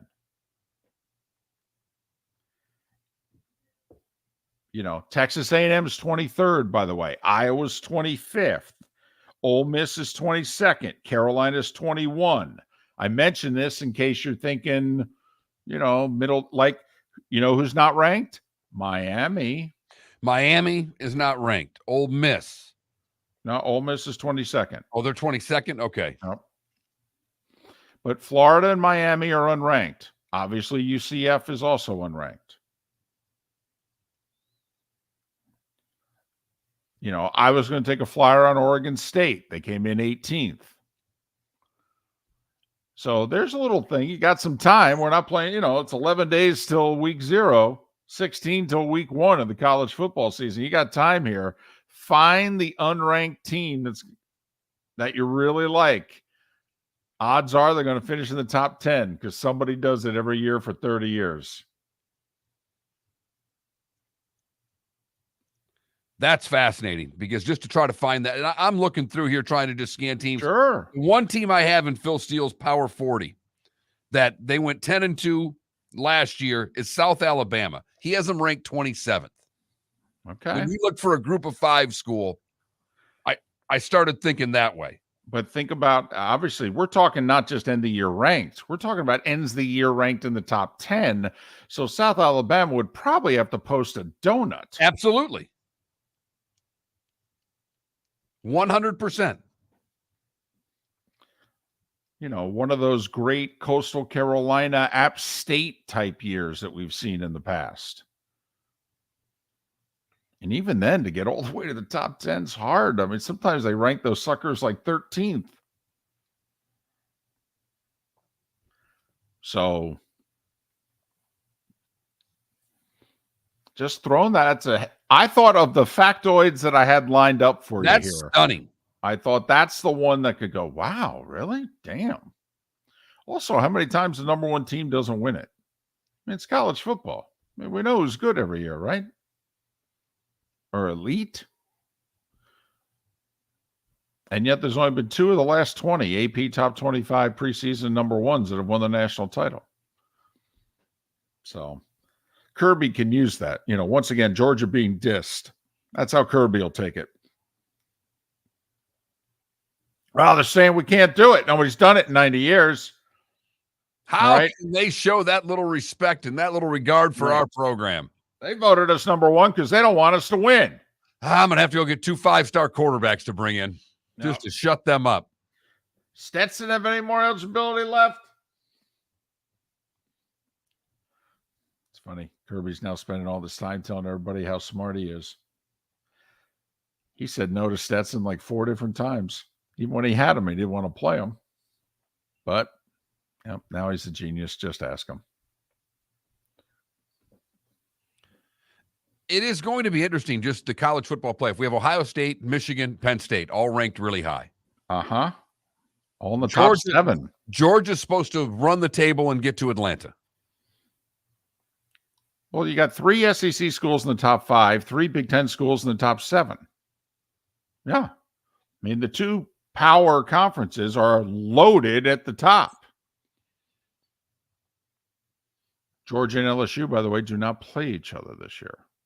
Now, they could meet in Atlanta like they did last year, but they do not play each other.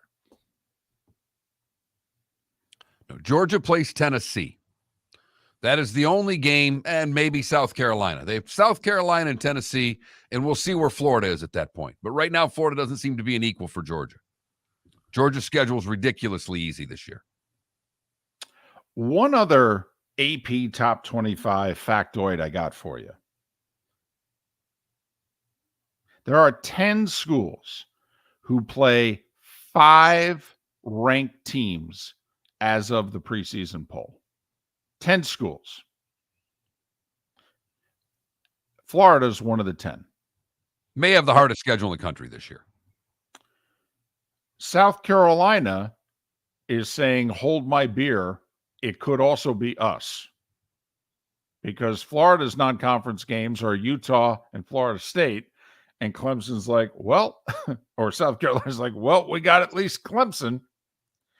But South Carolina, Ole Miss, Alabama, Auburn, Florida. Obviously, all SEC schools, all playing 5 preseason top 25s. Now, pollsters could be wrong. Schedule could turn out to be not this difficult. But when's the last time, Mark, preseason, that we said, hey, Alabama's got a pretty daunting schedule?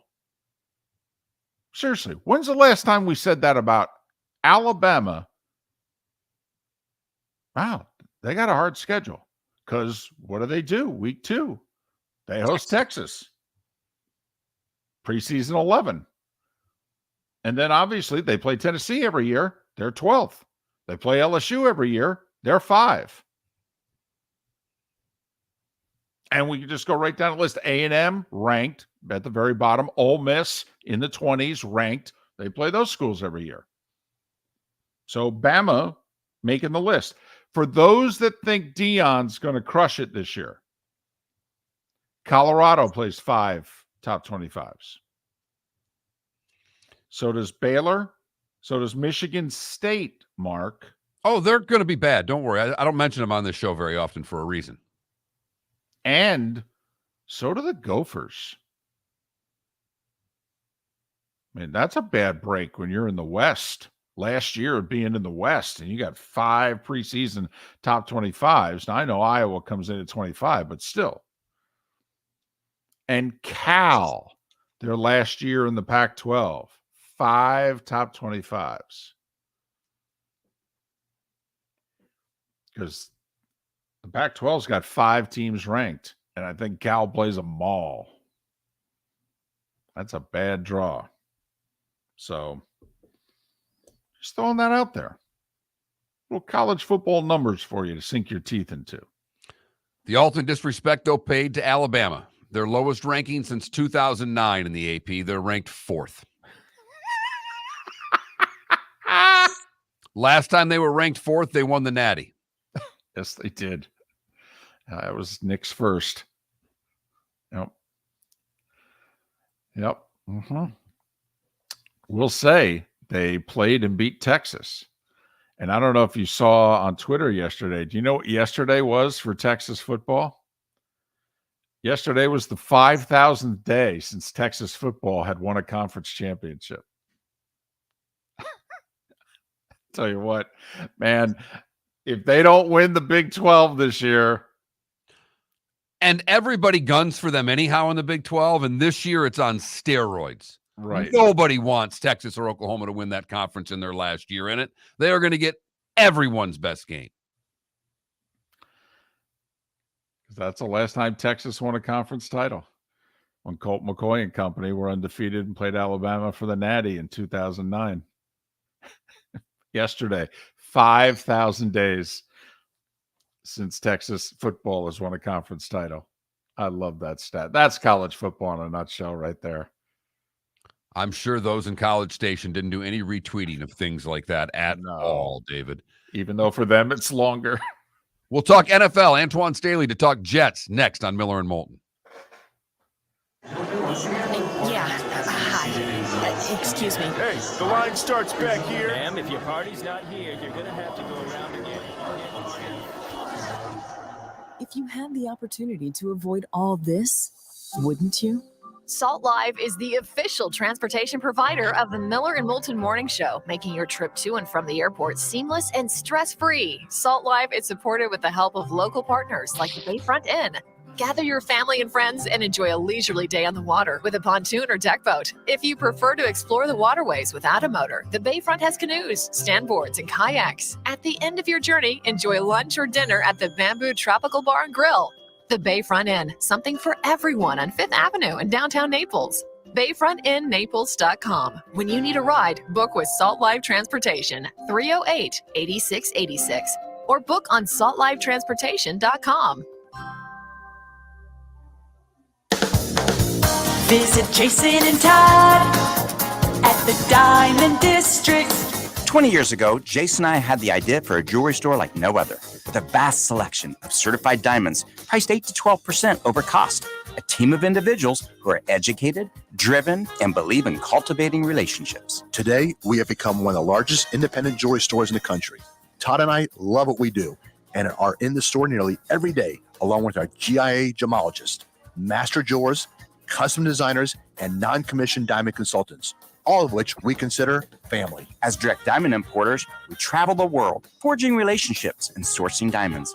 What we love most about our business is that we can call Southwest Florida our home. If selection, value, and comfort are important to you, give the Diamond District an opportunity.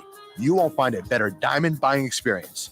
Todd and I look forward to shaking your hand and welcoming you to our Diamond District family. At the Diamond District.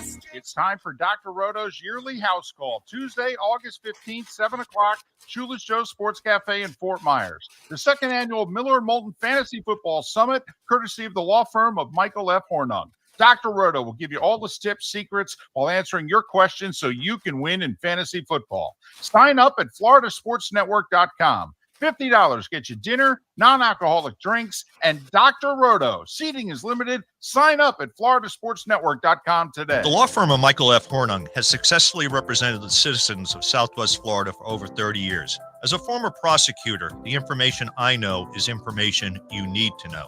If you've been arrested for a DUI, a criminal matter, or involved in an auto accident, call the law firm of Michael F. Hornung. I'm a local attorney with local knowledge to assist you through the process. For a free consultation, call 239-437-0095. That's 239-437-0095. Offices in Fort Worth.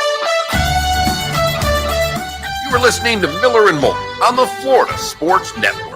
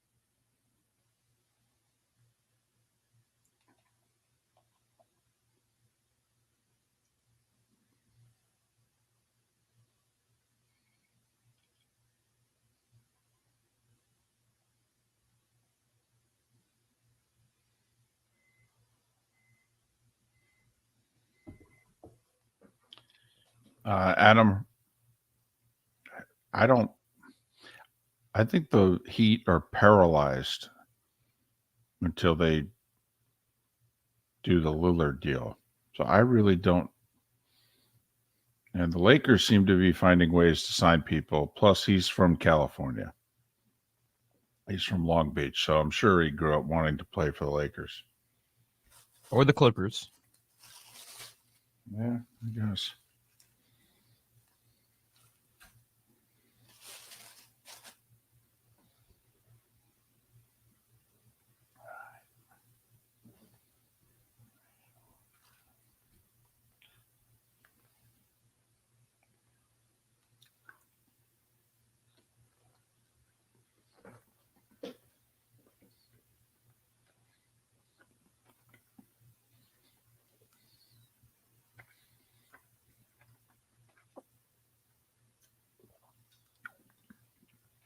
I wouldn't, Adam.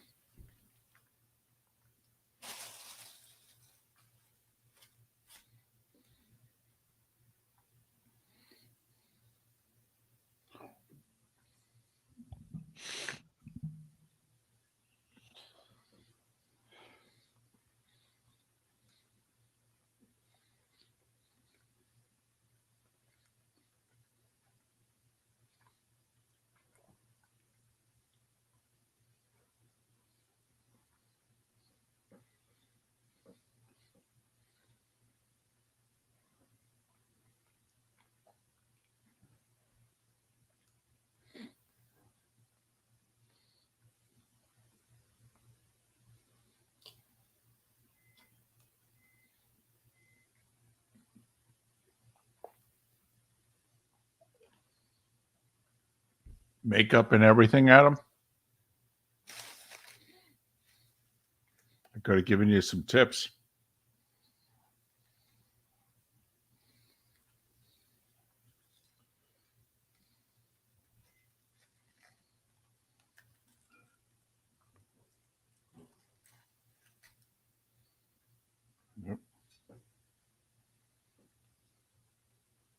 Antwan's on hold. We're back in 10.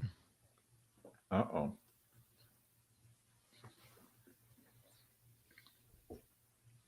Here we go.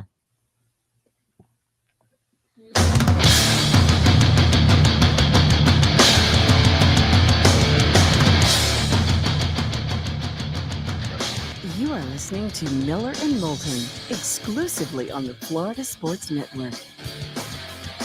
And now here's Mark Miller and David Moulton.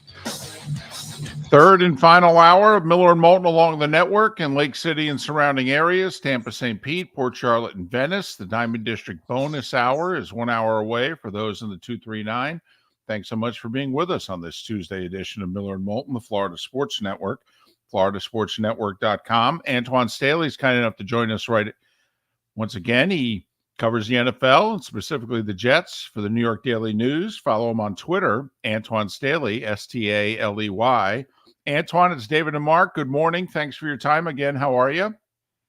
I'm good. I feel like I was just on with you guys, and now I'm back on again. I know. Training camp moves quickly, and the Jets moved somewhat quickly in bringing Dalvin Cook on board. Was this a necessary purchase, or is this a luxury item? I think it was necessary simply because you don't necessarily know what you're going to have in Breece Hall. I know the Jets have said publicly that Breece Hall is going to be back and expected to be back by the opener against Buffalo. But, the fact of the matter is he's coming off an ACL injury. He's less than a year removed from it. And then if you look at the history of running backs with ACL injuries, I don't think it's necessarily been very kind. I remember Saquon Barkley, suffering the injury. They really took him until 2022 to find his footing again, 2 years after the fact he suffered the injury back in 2020. So, yeah, I think it's been, well over 10 years since we had a running back that like Adrian Peterson, Jamal Charles, who bounced back rather quickly from ACL injury. And then you got an investment in Breece Hall. You don't necessarily want to rush him out there. So why not have a guy like Dalvin Cook who can help take the load off of him at least early on in the season, and then maybe when Breece gets a little bit more healthier and stronger, then he can start taking a little bit of that load too. A lot this offseason has been made of this Jets offensive line and how well they can block. But last year, Breece Hall was running like a monster up until that injury. Are they a better run blocking team than they are a pass blocking team, Antwan? I mean, I think they have some issues there, pass the blocking too. I mean, you look at the offensive line with the Jets right now. I definitely think they still Dwayne Brown's hasn't practiced yet. He's still on the PUP list. They expect him to be back probably in about a week or so. And then they have some issues at right tackle too as well with Billy Turner and Max Mitchell both getting snaps there throughout training camp and due to preseason. So yeah, it's hard to say if they're better either one right now until we see Dwayne Brown out there on the field. Is Becton legitimately showing something? Does he begin to look like he can contribute?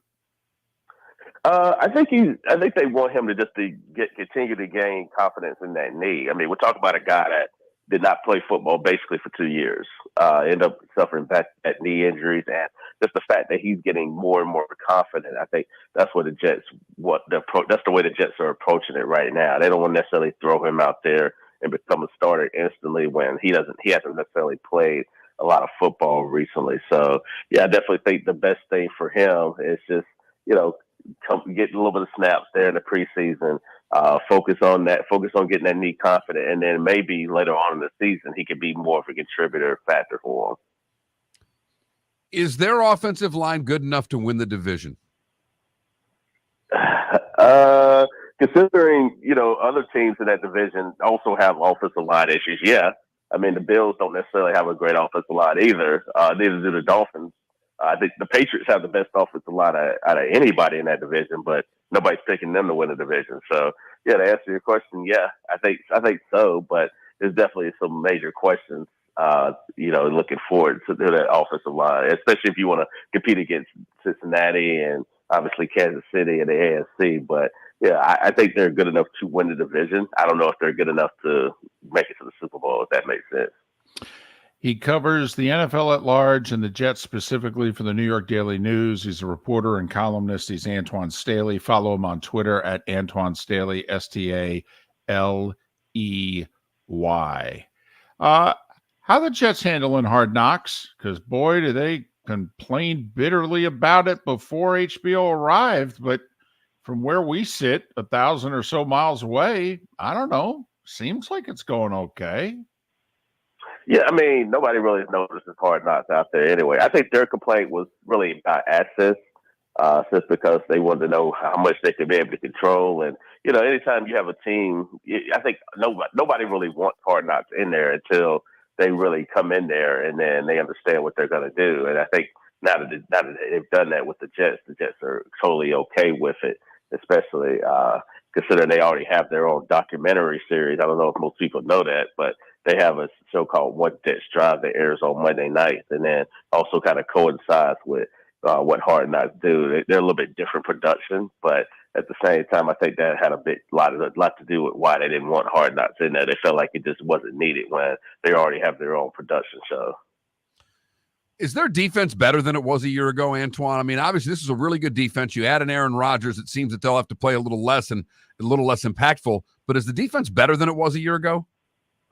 Well, I think their defensive line is. I think their defensive line is a lot stronger. Jermaine Johnson is playing at the level that he was prior to coming out in the draft, and when he was at Florida State. I think Will McDonald's also going to give them some depth there too.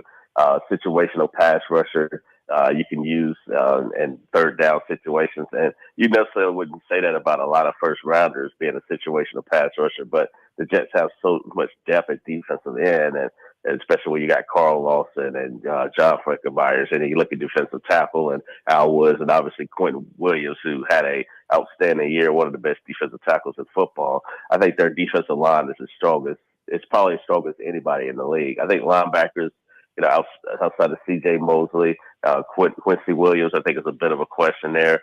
Secondary, I think it's strong. Obviously, the cornerbacks with DJ Reed and Sauce Gardner are probably the two best tandem right now in the NFL. And safety is a little bit of a question where you got Tony Adams and Jordan Whitehead. But yeah, I definitely think as a whole, I think they have a chance to be better than what they were, which they finished fourth in total yards and points allowed last year, but we'll see. I think it remains to be seen how good it can be, but they believe they can be the best defense in the league this year.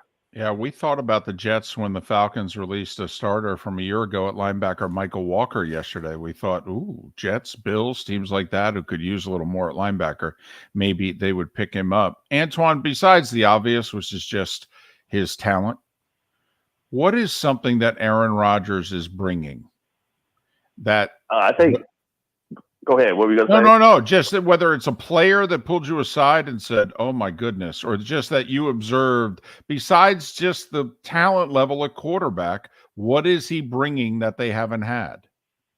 I think a lot of different things. I think obviously stability to the position, something they had in a very, very long time. But I think it's just a belief that the team can win.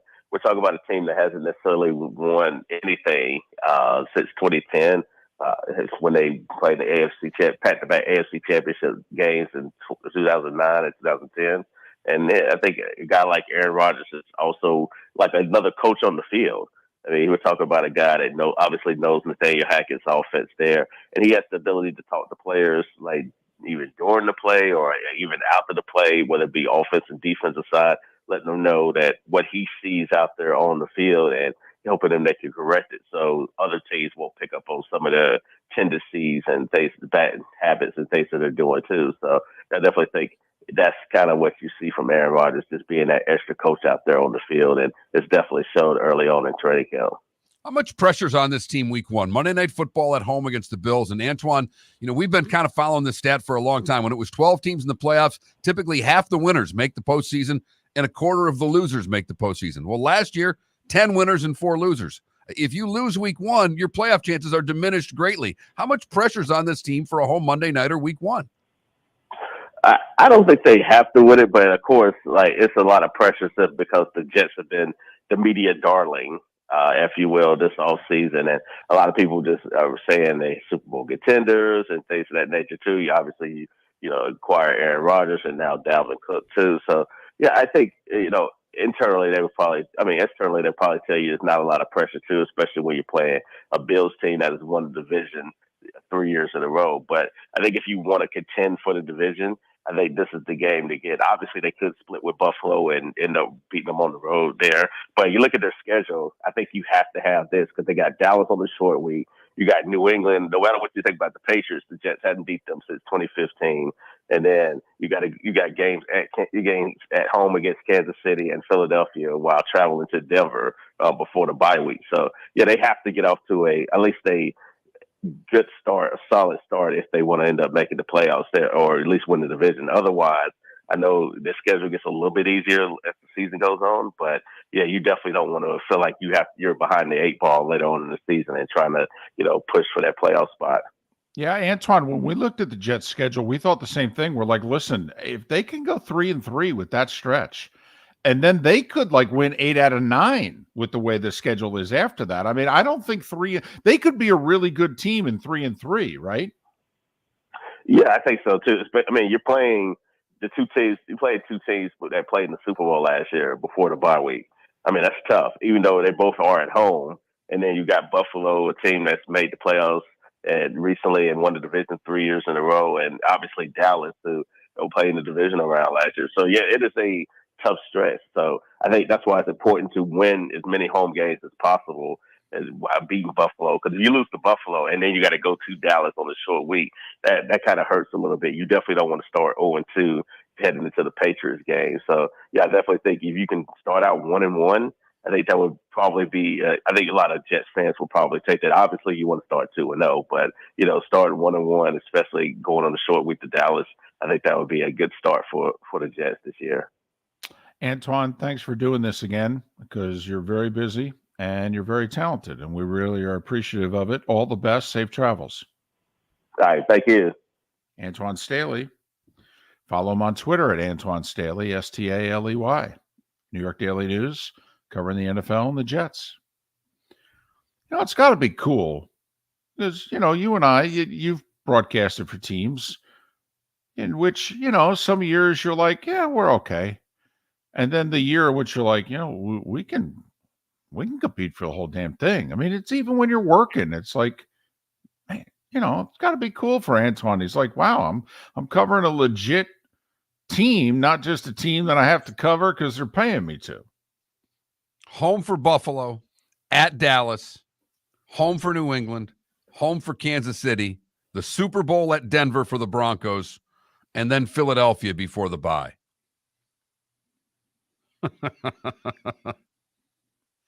Well, and obviously, if you're the Jets, the Bills game, it's a division game, it's a conference game. I mean, put it this way, if I said to a Jets fan, I'll give you 3-3, but I'll give you wins against the Bills and Patriots, would you take it?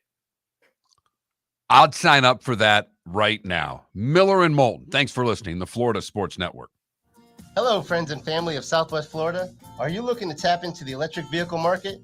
Well, look no further because we here at Southwest Florida Golf Carts have just what you need. E-bikes, golf carts, LSVs, scooters, and more. Come down and talk with one of our experienced sales reps, have a soda and a smile, and you could be cruising the streets in your new EV today. Stop by the store or visit our website at flgolfcarts.com and enter for a chance to win $100 off your next purchase by answering John's monthly sports question. Visit Jason and Todd at the Diamond District. 20 years ago, Jason and I had the idea for a jewelry store like no other. With a vast selection of certified diamonds priced 8 to 12% over cost. A team of individuals who are educated, driven, and believe in cultivating relationships. Today, we have become one of the largest independent jewelry stores in the country. Todd and I love what we do and are in the store nearly every day, along with our GIA gemologists, master jewelers, custom designers, and non-commissioned diamond consultants, all of which we consider family. As direct diamond importers, we travel the world, forging relationships and sourcing diamonds. What we love most about our business is that we can call Southwest Florida our home. If selection, value, and comfort are important to you, give the Diamond District an opportunity. You won't find a better diamond buying experience. Todd and I look forward to shaking your hand and welcoming you to our Diamond District family. At the Diamond District.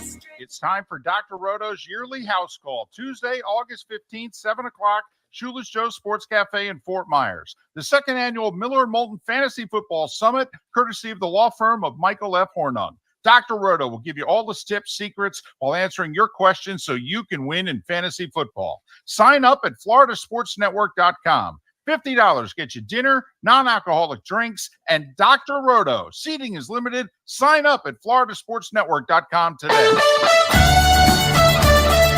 You are listening to Miller and Moulton on the Florida Sports Network.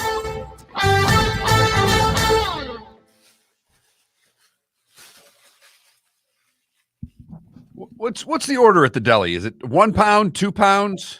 Well, this time roast beef was on special. I ordered 1.5 pounds. I haven't had roast beef in forever. So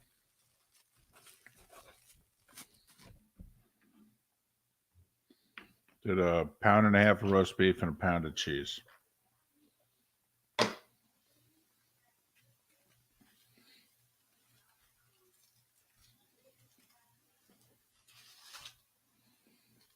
And by the way, I would sign up for that Jets right now. Don't care who the other. I could lose to Denver and lose that conference game, and you give me whatever one of the three you want to give me. I will sign up for that right flipping now.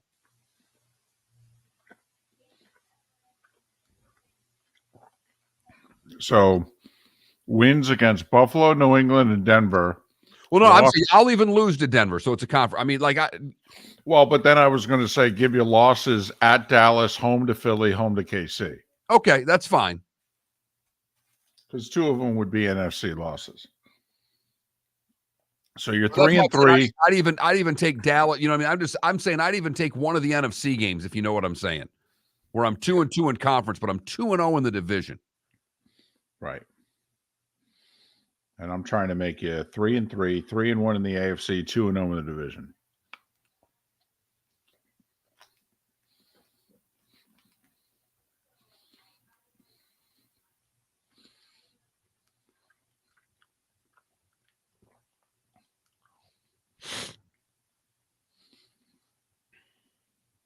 But 3-1 in conference, man, oh man, I couldn't sign up for that fast enough, David.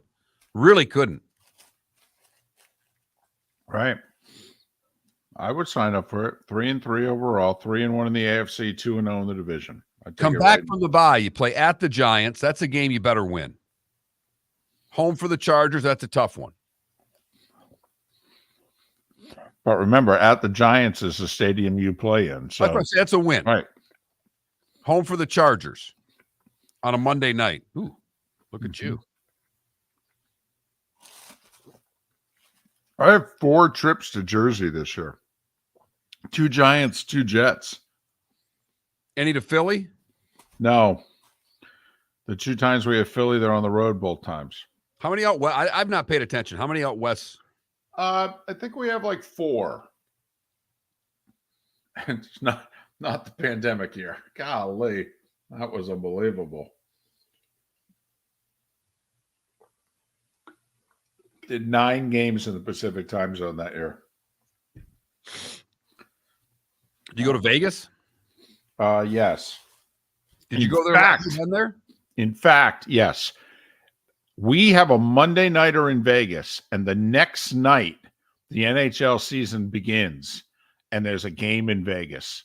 And I am really tempted to stay over and make some calls. I know somebody who works in the Kraken, in the Golden Knights front office, and But I mean, how cool would that be to see the banner raised in Vegas?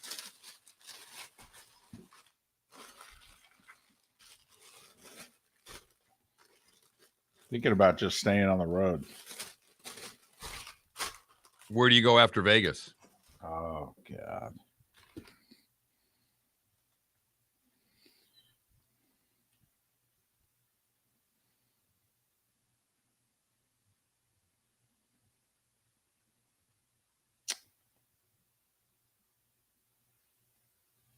We don't know yet. It's our one game that I have for CBS that I have listed as question marks. The Kraken are playing the Golden Knights the night after we do Packers Raiders. Canada Relief, I believe you mean the Sphere.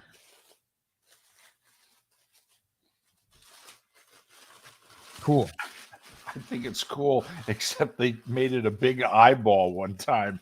It was the most frightening thing you've ever seen. I love when they put the giant basketball for NBA Summer League. Yes. I thought that was cool. That was cool.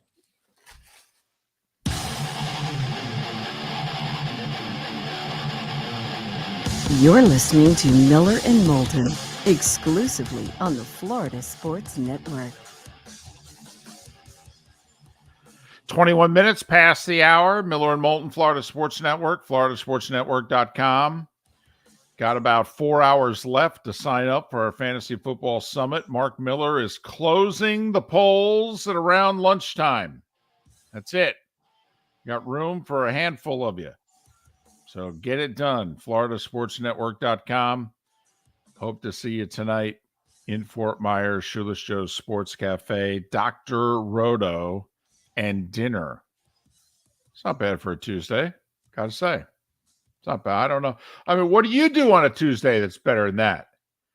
Dinner and Dr. Roto, huh? I don't know why I have an attitude about it all of a sudden. Me either.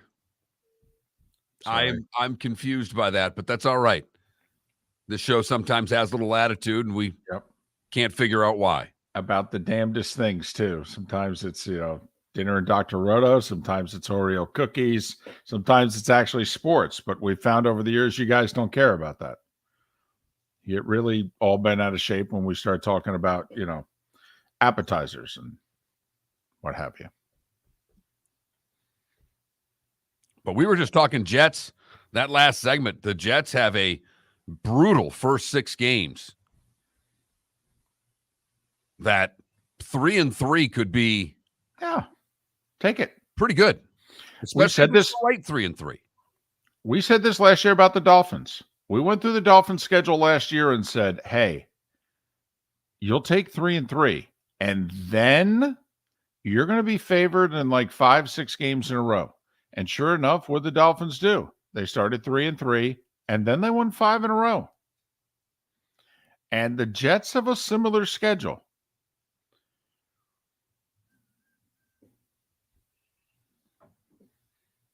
I will say the Dolphins start out with 3 of their first 4 on the road. And 2 of them are in the division.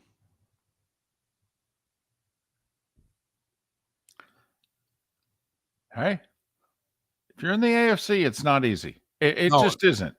It's easier in the South because your division's the softest and your crossover is the easiest of the other teams. But if you're in the AFC, it's tough to pull up a schedule and go, oh, yeah, this is doable. Like even Jacksonville, they're the best team in the division, and they're playing in the softest division in the conference. And they get all the quote-unquote good teams not on the road. They get Cincy at home, Kansas City at home, San Francisco at home. And when they have to play Buffalo, they're playing them in London.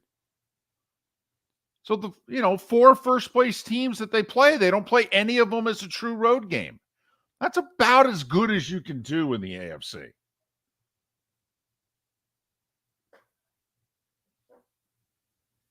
Crossover games for the North teams aren't as bad as they are if you're in the East. Correct. That's why David's been high on Pittsburgh more so than others. Not why. That's one of the reasons that David has been high on Pittsburgh. Not the reason. That would be a little short-sighted. Well, and also there's one second-year quarterback every year that does what you hope a quarterback's going to do. And I think that guy's going to be Pickett. I don't think Pickett's a star at all. But last year, Pickett was check down city. I mean, they had very few touchdowns that were passes that were longer than like 8 yards last year. I think they're going to be a normal-looking NFL offense. And that will be radically different than they were last year when they were not a threat at all. And now they got 2 tight ends, 2 wide receivers, 2 running backs. Depth on the offensive line. A lot of depth on defense. I mean, Watt stays healthy. That's probably a top 5 defense.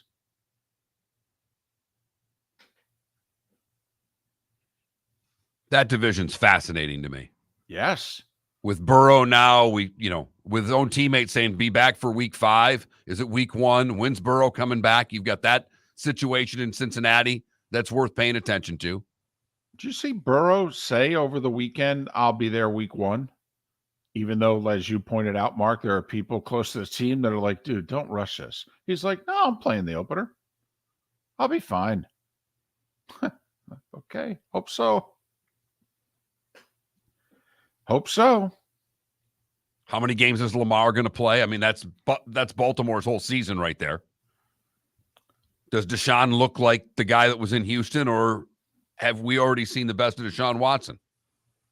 That division fascinates me, David. Boy, do the Browns need Ndamukong Suh. They need a nasty guy in the middle of their defensive line so desperately. So desperately. You can just line up on the Browns. You could tell them you're going to run it right at them and run it down their throat. I know they division. You got Pittsburgh, who wants to run first. You got Baltimore, who wants to run first. Cincinnati will run the ball. They don't want to run first, but that's not a great recipe in that division. I know they went out and got one defensive tackle who's good this offseason, but I don't know if the guy next to him can play. They're inside linebackers nobody likes. Man, what you just pointed out, Mark, if I'm Cleveland, was such an obvious area of weakness, and I'm in the wrong division to have it. But we'll see. It's fascinating. Lamar stays healthy. Hell, every time Lamar's been healthy, they've been one of the best teams in the league. 2 years ago, when Lamar was healthy, they were the 1 seed. Lamar gets hurt, they don't win another game the rest of the year. They made the playoffs last year with Lamar not playing the final 6 games of the year. They outplayed the Bengals on the road in a playoff game with a backup quarterback. Cincinnati won that game on a fluke.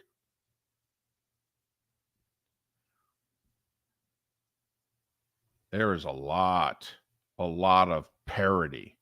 Good parody, though. Parody is almost AFC. the wrong word, David, because parody makes you think, well, it's just a bunch of mediocre teams. No, there's greatness in the AFC. It's kind of like the NHL and NBA when we talk about one conference, it's so much stronger than the other. I mean, there's only about 4 teams in the NFC that you'd want to put up against the top 10 in the AFC. And how strange is it that one of those teams could be the Detroit Lions? It is so difficult for me to take that in those comments seriously, having either followed or closely followed this team the majority of my lifetime. But as we've talked about, where do you build your team from? The offensive line. What do the Lions have? A great offensive line. One of the 3 best in the league. Listen, if the Cincinnati Bengals can go to back-to-back AFC championship games and be one of the top teams in the league again, a 3rd year in a row, why can't the Lions be good? There was not a whole lot 2 years ago separating the Bengals and the Lions from one another as franchises. I mean, the Bengals had made the playoffs a lot more, but they hadn't won a playoff game in 30 years. Lions haven't won a playoff game in 32 years. Maybe it's just time, Mark. I mean, FAU went to the Final Four, for goodness sakes. Maybe it is. Maybe it is. And they've got a couple of running backs. They're planning on running the football. Goff had a great year last year. They got a number 1 receiver.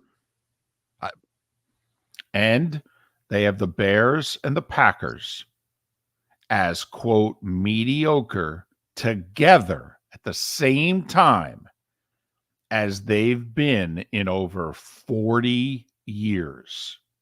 Because think about it. Ditka's run was 84 through 91. And what happened in Green Bay beginning in 1992? Brett Favre.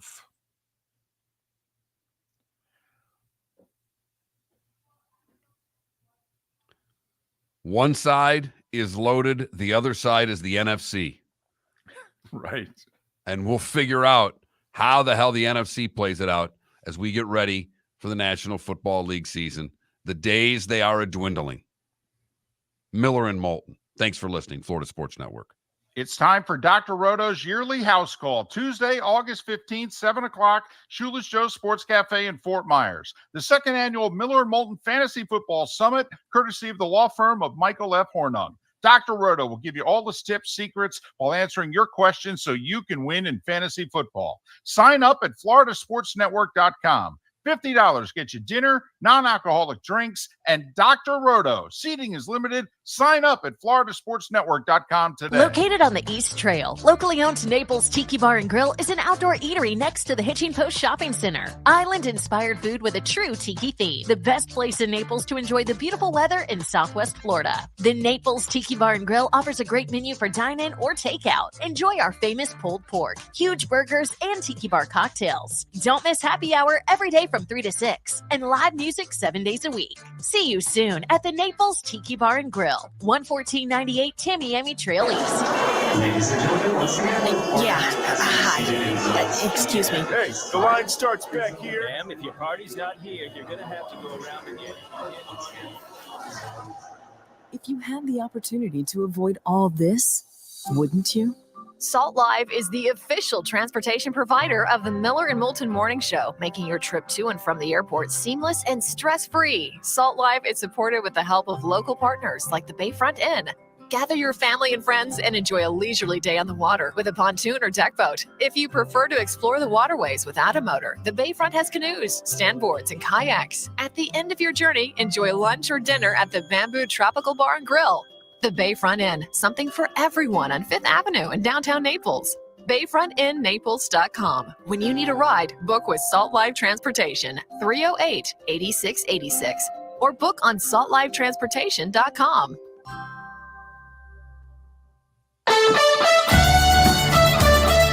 You were listening to Miller and Moulton on the Florida Sports Network.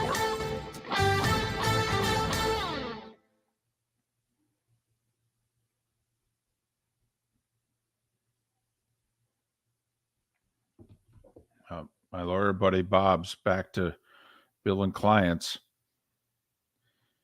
Dr. Roto, better than McDonald's drive-thru. I told them that's a bold statement. What does that have to do with anything?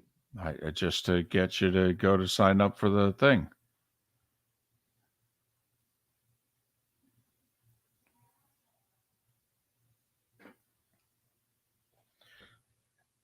Adam, did Aaron Rodgers do something to you in a former life? I am curious why you think all of a sudden Aaron Rodgers can't play football.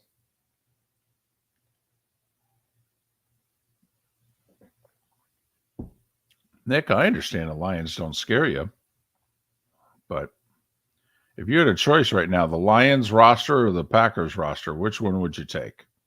Just the rosters, not the helmet, just the roster. You take the Lions roster. And then who would you take at coach? I'm just curious. Not.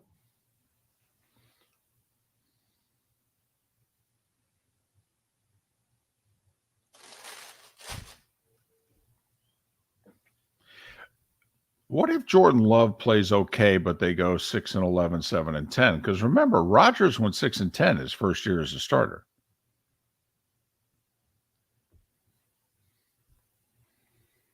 So basically Justin Fields last year.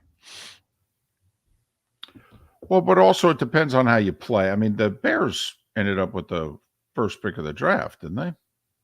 True. I mean, they're a little worse than 6-11. Yeah. Yeah, they were 3-14.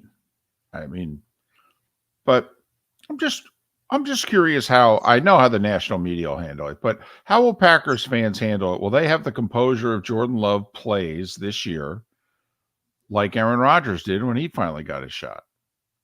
And the Packers went 6-10 with Rodgers. If they go 6-11, 7-10 with Jordan Love, will they say, "Hey, it's growing pains of a young quarterback, and we're retooling," and because the very next year the Packers won like 11 games and went to the playoffs, and then the next year they won the Super Bowl. If the Marlins didn't hit back-to-back home runs last night, I would have gone with the walk-off squeeze that happened in Kansas City last night. Not often you see a walk-off bunt. Oh, hell. They're having strange events in Kansas City. It was a week or so ago. They saw a walk-off balk. I think this has been a season for the ages in Major League Baseball. It's been a lot of fun. It's been a great season. A lot of highlights.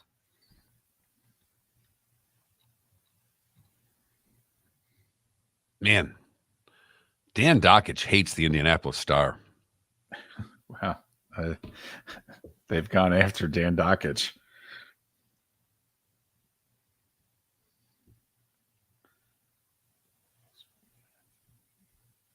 He gets rid of the ball pretty quickly, Adam. That's the only thing I'd say to you. And I don't want them to win.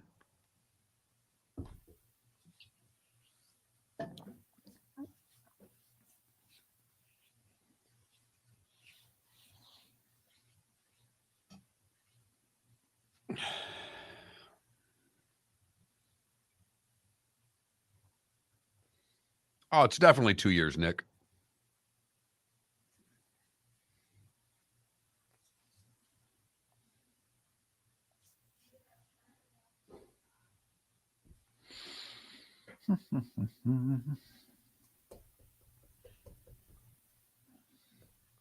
Who's the NFL team that's picked to suck that's going to be good? Mm-hmm. There you go.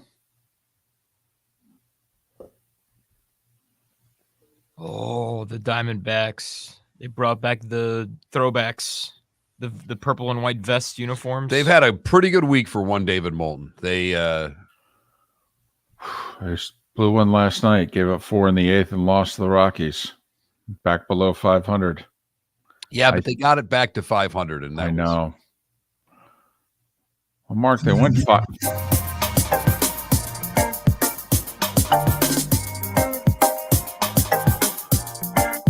Welcome back to Miller and Moulton, only on the Florida Sports Network.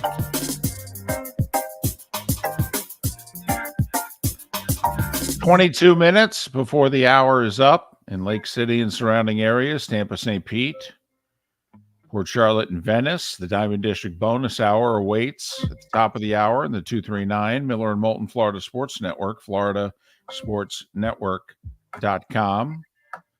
Had David Samson and Antwan Staley on earlier in the show. If you ever miss anything on the show, shortly after the show, Felipe, well, he downloads every hour at floridasportsnetwork.com, and you can download what you missed.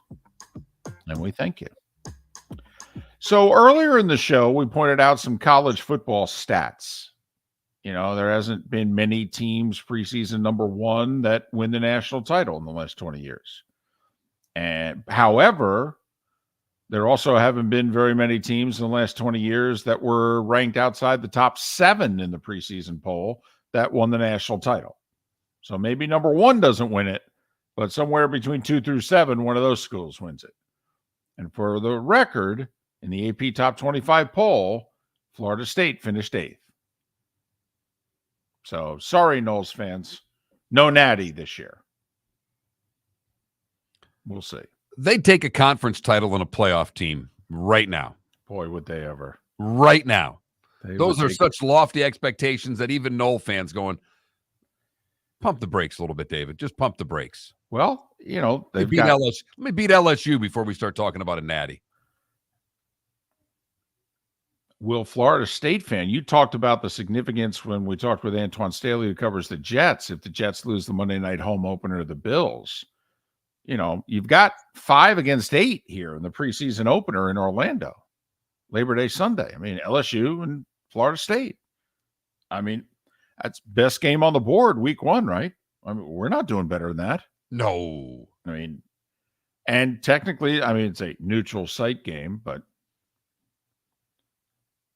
I mean, obviously somebody's going to lose. Well, we've never had a team with 2 in the right-hand column. You know, since we've gone to the 14 playoff, nobody with 2 losses has played for the championship.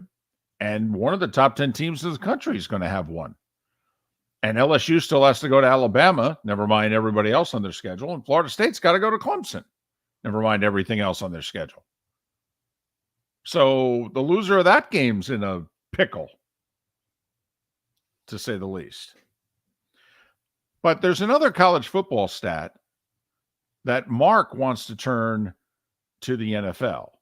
Apparently, like 28 of the last 30 years, a team that has been unranked in the top 25, unranked, has finished in the top 10 at the end of the season. And last year, there were 4 unranked schools in the preseason AP Top 25 that finished in the end of the year top 10.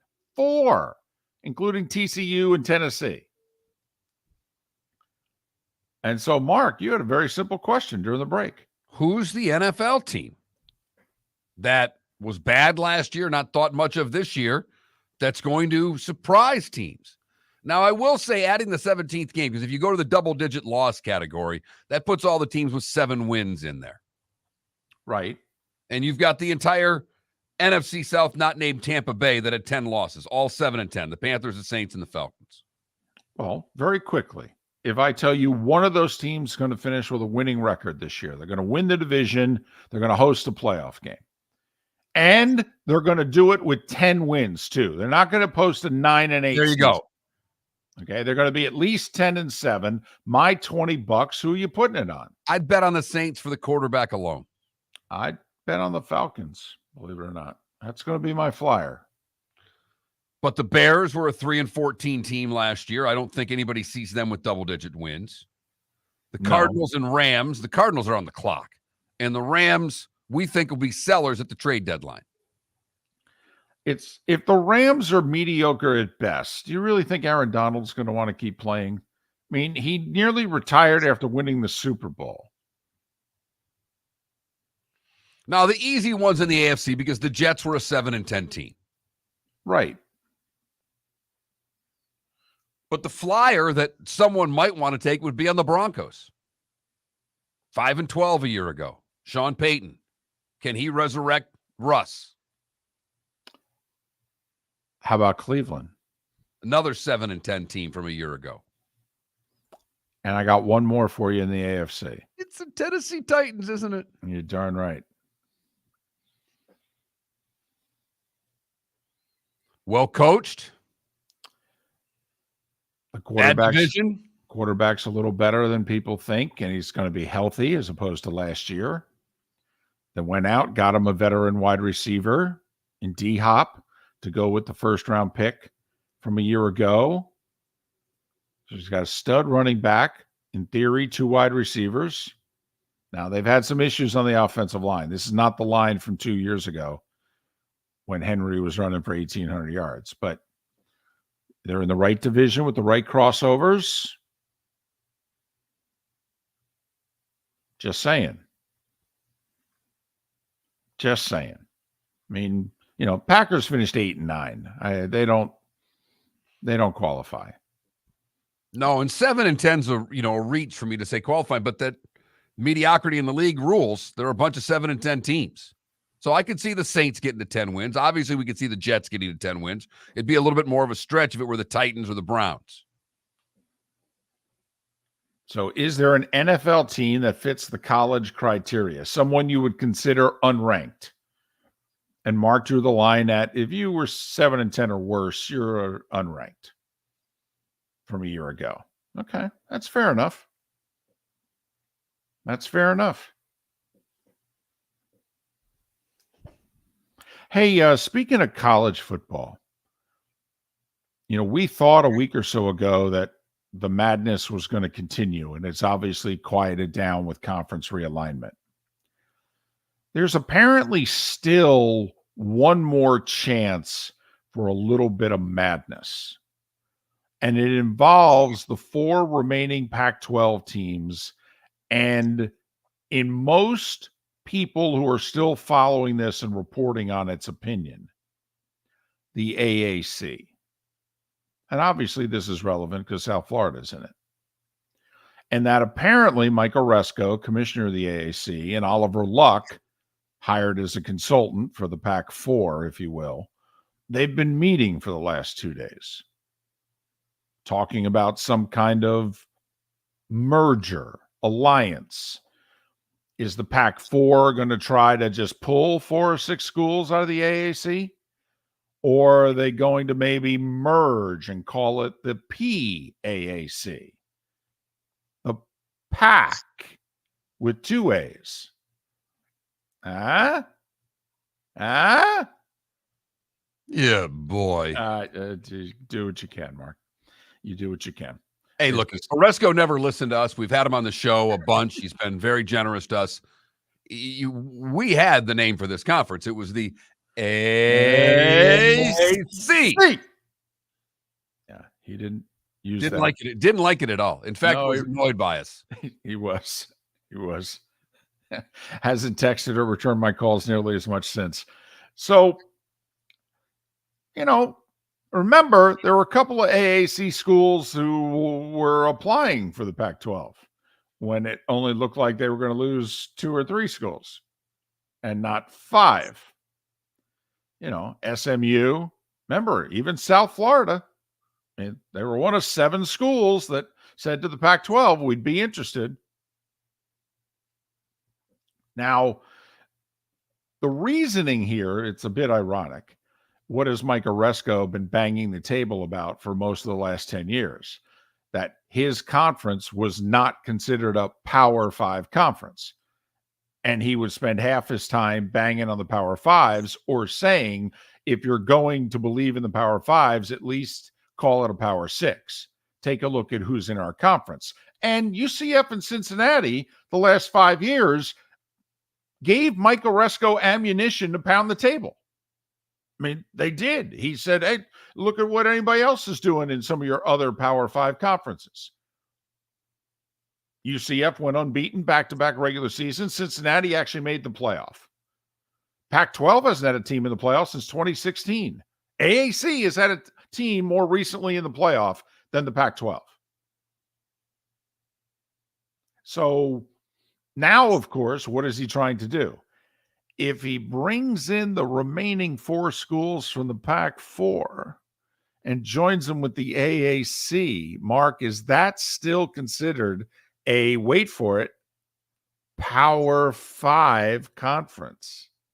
He's going to try to say that. No one will believe it, with the exception of maybe one group. And what is the college football playoff committee, or however they're putting this together for the 12-team playoff? It really only matters if they think it's a Power 5 conference, David. Because what has Greg Sankey already said publicly? Well, it looks like we're down to 4.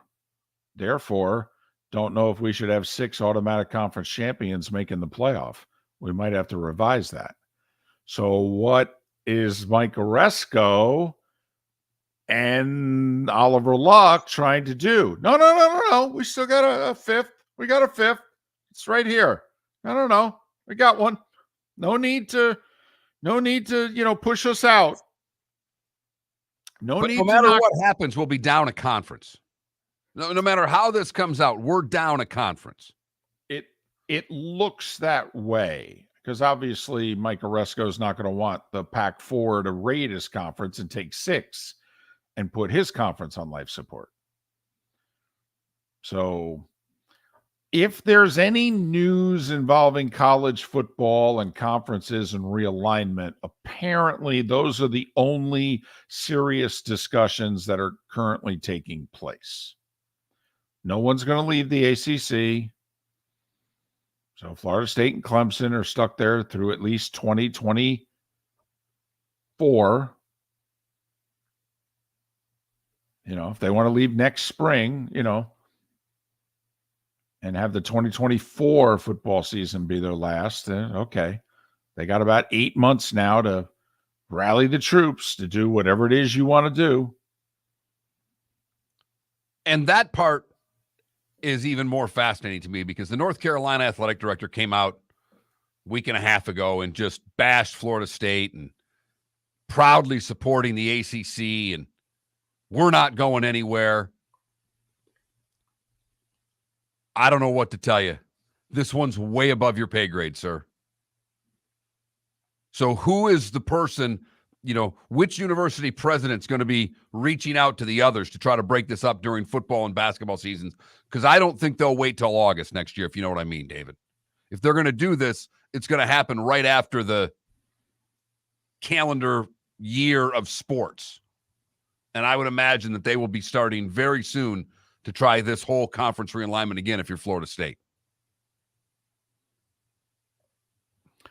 Couple of interesting tidbits this morning. Adam Schefter, he actually sent this out overnight, that Dalvin Cook's still a week away from practicing, still recovering from his shoulder surgery. Also, he's about to become a father for the first time. So he's staying, obviously, with his family. And then he will arrive in New York, New Jersey after he becomes a dad. And the Attorney General in the Dominican Republic came out this morning and said, well, I don't know about the underage girl and the family that's accusing Wander Franco of wrongdoing on social media. I don't know about them. But in going through the files here, there is a report from another family, an underage girl, about wrongdoing by Wander Franco. So we'll get back to you. And right now you've got the Dominican Republic and Major League Baseball both investigating the allegations against Wander Franco. He's 22, alleged to be romantically involved with underage girls. Now 2, according to this latest report out of the Dominican Republic. There's no gray area here. This is there's nothing to it. Sorry for the inconvenience. Welcome back to Major League Baseball. Or you're probably going to jail, and you're definitely never playing Major League Baseball again. No big deal or anything. He's only a 22-year-old all-star shortstop who's the franchise player, the guy they signed to a 12-year, $200 million contract. I mean, the organization doesn't have anything invested in him or anything. No, not at all. This passing go doesn't mean anything at all. It's just $200 million for the franchise and Wander Franco. That's now up in the air with these allegations. Now 2 allegations apparently out there against Wander Franco. We'll keep you updated. Miller and Moulton, Port Charlotte, Lake City, Tampa, St. Pete. We'll do it all over again tomorrow. The bonus hour in the 239s next. Ladies and gentlemen, once again. Yeah. Hi. Excuse me. Hey, the line starts back here. Ma'am, if your party's not here, you're going to have to go around again. You had the opportunity to avoid all this, wouldn't you? Salt Live is the official transportation provider of the Miller and Moulton Morning Show, making your trip to and from the airport seamless and stress-free. Salt Live is supported with the help of local partners like the Bayfront Inn. Gather your family and friends and enjoy a leisurely day on the water with a pontoon or deck boat. If you prefer to explore the waterways without a motor, the Bayfront has canoes, standboards, and kayaks. At the end of your journey, enjoy lunch or dinner at the Bamboo Tropical Bar and Grill. The Bayfront Inn, something for everyone on 5th Avenue in downtown Naples. BayfrontInNaples.com. When you need a ride, book with Salt Live Transportation, 308-8686, or book on saltlivetransportation.com. Visit Jason and Todd at the Diamond District. Planning a wedding can be a daunting task. Choosing the venue, the flowers, the cake, your dress. So much to do before your big day. Well, Jason and Todd with the Diamond District would like to make decisions easy for you when it comes to your wedding bands and give you 20% off or 5 years interest-free financing. Your choice this Saturday and Sunday, August 12th and 13th, during the Diamond District's Summer Wedding Band Expo. The best time of year to buy your wedding bands with the lowest prices and largest selection from America's top bridal designers. Save 20% off manufacturer's direct pricing or take 5 years to pay with no interest. Choose from the newest designs by Crown Ring, M-Fit Designs, My Caroline, A. Jaffe, and Gabriel & Company. This is the largest selection of wedding bands under one roof. Todd and I look forward to giving you 20% off your wedding bands or 5 years interest-free financing, as well as shaking your hand and welcoming you to our Diamond District family. At the Diamond District. The law firm of Michael F. Hornung specializes in criminal defense, DUI, personal injury, nursing home claims, and auto accidents. I'm a former prosecutor with over 34 years of experience. The information I know is information you need to know. If you've been arrested for a DUI, time is of the essence to maintain your driving privileges. Call the law firm of Michael F. Hornung for a free consultation. At the law firm of Michael F. Hornung, we are committed to excellence in your representation. Being a local attorney with local knowledge is clutch to the success of your case. For over 30 years, we have successfully represented the citizens of Southwest Florida. For a free consultation, call 239-437-0095. That's 239-437-0095. Our offices are conveniently located in Fort Myers. Visit online at mfh-law.com. You are listening to Miller and Moulton on the Florida Sports Network.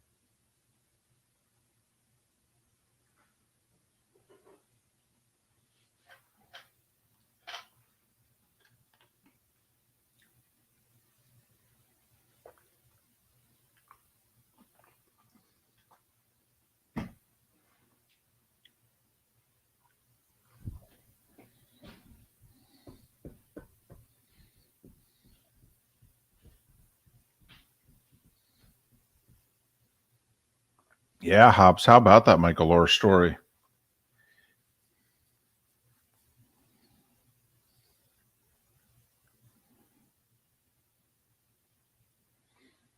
I can understand the not legally adopting him since he was, turned 18.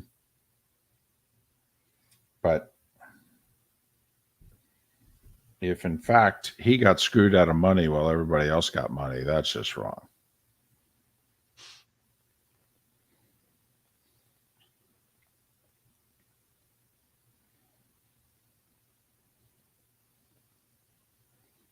Awesome, Bob. 10 seconds.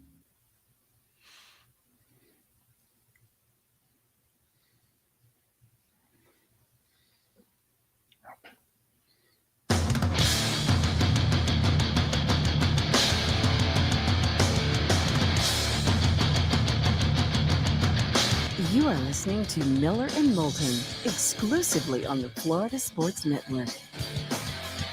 And now, here's Mark Miller and David Moulton. It is the Diamond District bonus hour. Miller and Moulton, thanks for being with us on this Tuesday. Florida Sports Network, floridasportsnetwork.com. Had David Samson on the show earlier, Antwan Staley on the show earlier. If you missed it, floridasportsnetwork.com is where you can go to download what you miss all the time. Phil Steele tomorrow, 8 o'clock, 2 segments. Preview college football. And Seth Everett tomorrow on the show as well. It is the Diamond District bonus hour. Todd and Jason from the Diamond District are in the store nearly every day to meet you. So stop by when you're looking for whatever your diamond needs are. Southwest Florida's Diamond District. Jason and Todd, over 20 years now in the business. And make sure you tell them that Miller and Moulton sent you. So, a lot went on in the sports world in the last 18 plus hours. You had the NFL signings, a couple of running backs, Dalvin Cook to the Jets, Zeke to the Patriots. Cowboys ended the Zach Martin holdout. Had a couple of uncomfortable, disturbing stories. The Michael Orr lawsuit against the Tuohys. And, finding out, according to him, 6 months ago, he didn't realize he was never adopted. That was only a conservatorship or whatever they call it. And that he alleged that everybody else made money off of Blindside except me. And so, no offense, I want my money. Considering the story was about him. Right. Yeah, I think most of us would agree that, if anybody should get paid here, it should be Michael Orr. And then, of course, there's the disturbing Wander Franco allegations. He's now on the restricted list. He's getting paid, but he's not with the team. And he's not going to be with them all week while they're out west on a road trip, which they began with the win against the Giants last night.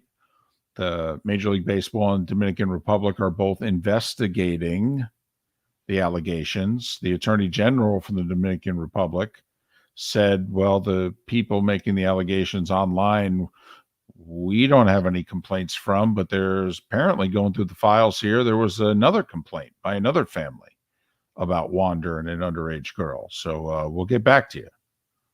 So that's where that story is now. David Samson 2 hours ago on this show said, yeah, this could take more than a week. This could take a while. As somebody in a front office who trying to deal with matters involving players from the DR, he said, it's hard to get information. It just is. This could take a while to find out whatever the truth may be. But one of the truths that we talk about in sports is if you transfer, how many of those, like Mark, the first story that we followed along these lines were those that declare for drafts. How many of them actually, in giving up their college eligibility, actually get drafted? And the numbers are shockingly bad. Like 60 kids will give up their college eligibility and only 20 of them will actually get drafted on average. And you look at those other 40 kids and you're like, especially now where you can actually get paid to play college ball, you're hoping that those numbers will go down because you can actually stay where you are and still make some money. And we're assuming the reason you're leaving is to, quote, go make some money. But there's a site out there and they have a Twitter handle. It's Transfer Portal for Playing Time. And so they came out in the last 12 or so hours and they said, listen, school's basically starting up here. So I guess there's still kids who could transfer, but basically the numbers are what the numbers are. Are you ready for them? And here are the numbers. Only 1 out of 12 basketball now. We're talking basketball. Only 1 out of 12 players who transferred this year transferred up. So you know the big fear was for the FGCUs of the world, they'd have their best player, leave. Plucked. I mean, Yes. go get the best kid on the mid-major team, take him to the high major or the low major to the mid-major, whatever the case may be. Take their best player so you can improve your team. And that does happen. The Big Ten schools usually go out and get a kid. Uh-huh. But for every kid they get, it looks as if there's a lot more leaving going the other direction. So only 1 out of 12, which is a little over 8%, transfer up. The other 92% transferred either laterally or they transferred down. Here's the stat, though. This is the one. 45% of the players who entered the transfer portal will not be playing college basketball this season. Now, I'm sure, people are going to contest those numbers that, maybe they're playing, but they're walk-ons. So they went from being a scholarship player to a walk-on player. Does that count JUCOs and NAIA? But that's what they released. They specifically said will not be playing NCAA basketball. So JUCO doesn't count. NAIA doesn't count. But if you got 100 college basketball players transferring, 8 of them are transferring up. 45 of them don't realize it, but they're transferring out of playing college basketball. At least NCAA basketball, divisions 1, 2, and 3. Well, even at the highest level, I saw a story earlier today. The 2022 class for A&M was a legendary college football class. 3 of the big players on it were already kicked out of A&M and have already been kicked out of or dismissed or left the schools that they transferred to. This is not an exact science, to say the very least. Right. But you win signing day. It's like winning the press conference. Yep. Feeling really good. Phone's ringing off the hook. We are selling tickets. How many games did we win with those signings? Actually, we lost more. We had to get rid of those guys. They weren't any good. Sounds like Hurricanes fans for the last 10 years. By the way, is that the team? Is that the team? We've been talking a lot today about schools and pro teams that are nothing is expected of them. Miami, unranked, And aren't they picked as like the third best team in the ACC, third or fourth? And they're not Third or ranked. fourth. Well, it's simple. The ACC is trash, and Miami is trash. Well, are they though? Their roster says they're not trash. Phil Steele has them ranked 5th in the ACC. In the ACC, behind obviously Clemson, Florida State, whatever order you put them, and then is it the 2 North Carolina schools? Pitt and North Carolina. Oh, okay. But we'll find out a lot about the Canes week 2. They host A&M. Oh, yeah. If they beat A&M, they're going to be 5-0 going to North Carolina. Okay. They also host Clemson shortly after North Carolina. Let's take it easy there, big fella. Let's slow down. Just come on now. Just take it easy. First things first, they got to beat A&M. I'm going to say, Felipe, we're not trying to swim in the deep end. We're trying to get out of the shallow end. And you know the rope that separates the deep end? Okay. And it's you can still kind of sort of stand. It's like 5.5, 6 feet tall. Okay. But if you go underneath that rope, now you got to be able to swim because you're not going to touch the bottom. That's you want the Canes to get right up to that rope.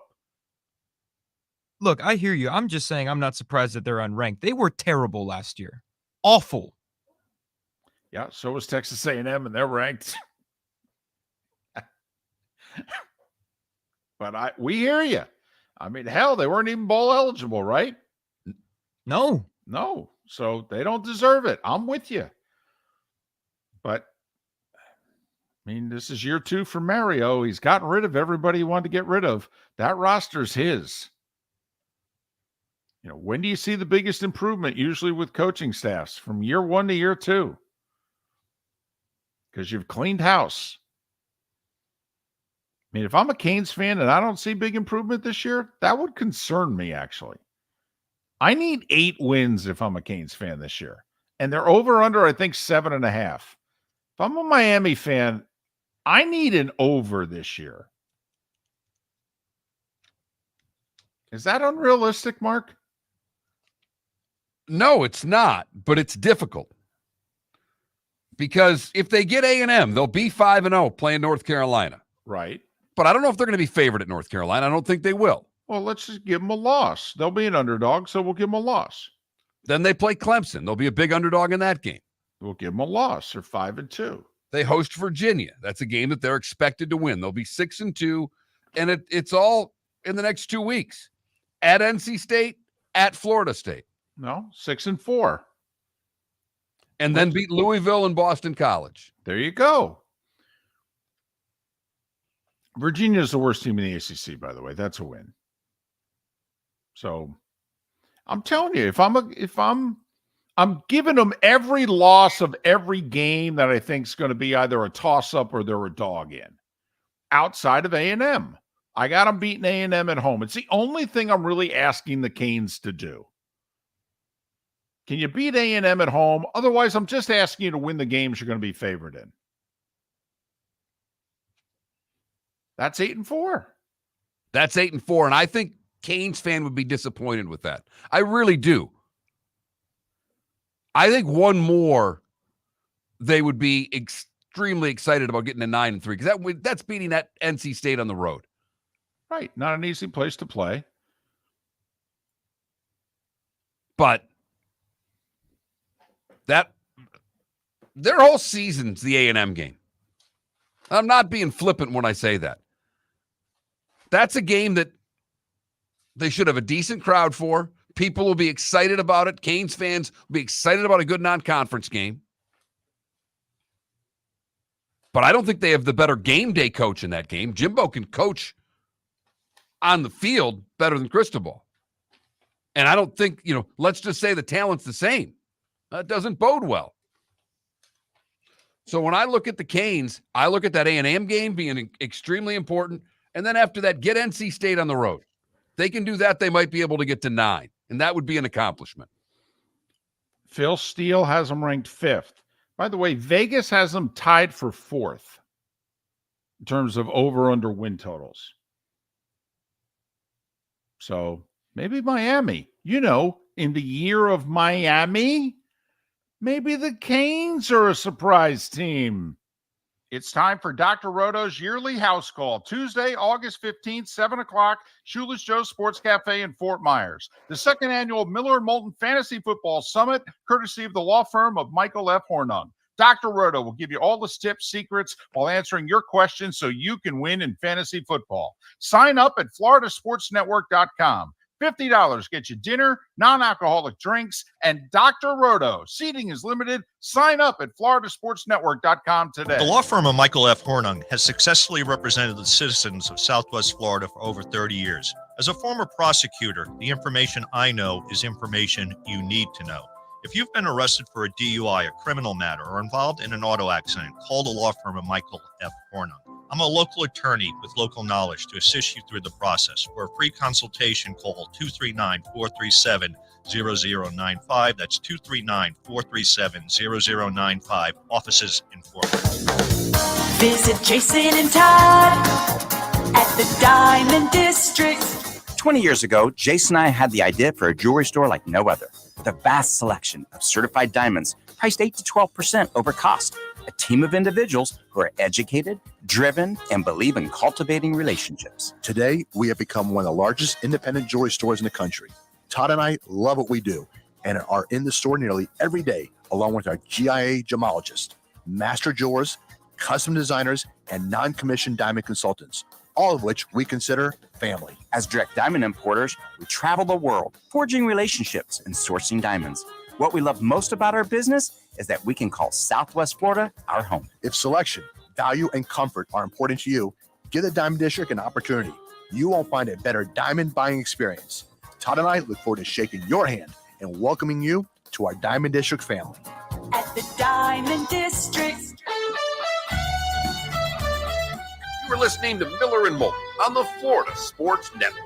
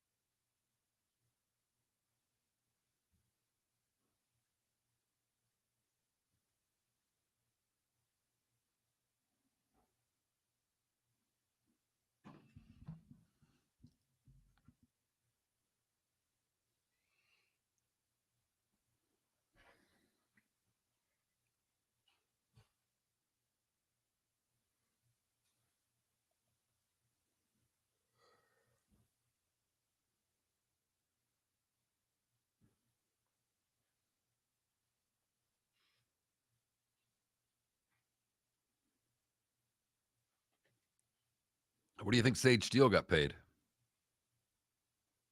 Oh, was there a settlement? She settled. She just tweeted out 4 minutes ago, life update. Having successfully settled my case with ESPN Disney, I've decided to leave so I can exercise my First Amendment rights more freely. I'm grateful for so many wonderful experience over the past 16 years and excited for my next chapter.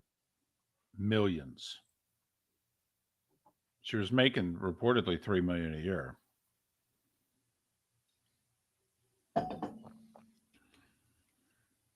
Do you think that she'll go to another network and have a similar role as she did, or will she cover a specific sport?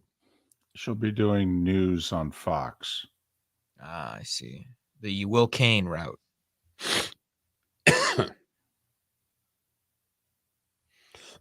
I will say she's got 3 kids, so I don't know if she'll dive back in full time, but she's great at what she does. I'll tell you that. She's very good. She got divorced recently in the last year or so. So I don't know if she dives right back in right away.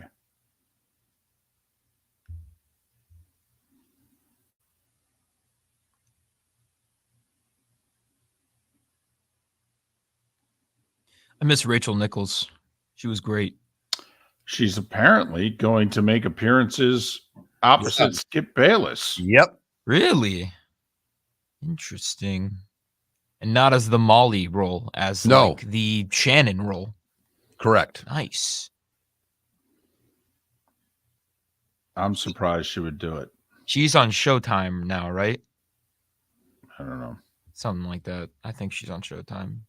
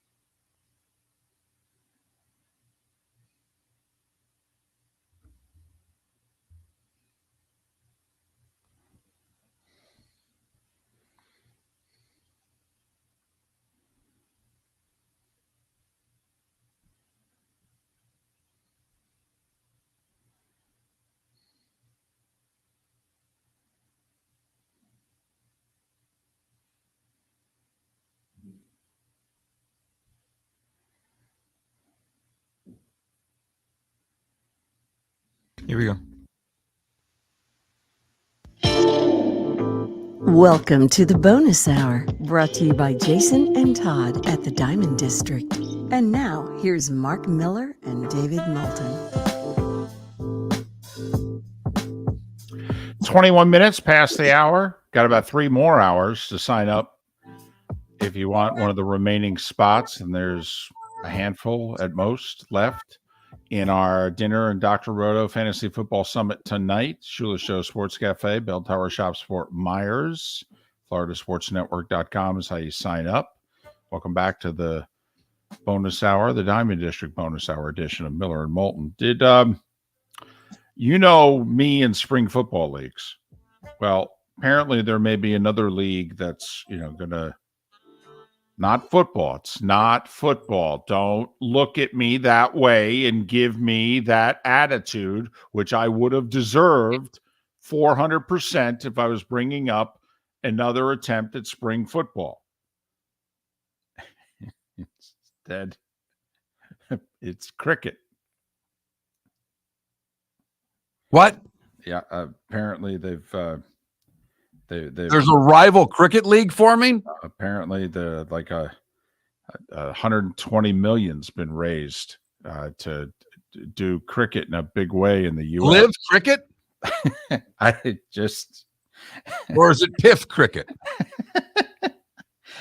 I don't know if it's major league cricket. I don't know. I'm telling you. I saw a tweet came out last night that a couple of big CEOs, they got money to burn, God forbid they give it to their employees. Instead, they want to play cricket in the United States. Apparently it's the second most popular sport in the world based on people that play it and other categories. So I'm just saying, listen, put crazy stuff on. Mark, there's a writer's strike. There is no programming, okay? There's nothing. The networks have zip, zilch, nada. I'm shocked the Pac-12 broke up, to be honest with you now. Literally, the CW, all these networks, they need programming. Sports is the only damn thing people are watching, number one. And number two, it's the only damn thing being produced right now is sports. I don't know. Can the bowler pitch a googly? That's all I know. It's the only. That's my cricket. Can we get someone out there to throw the googly? Is that a googly? Is that a tantrum? What's a googly? I don't know. It's a type of delivery in a. I'm gonna have to Google that one. There you go.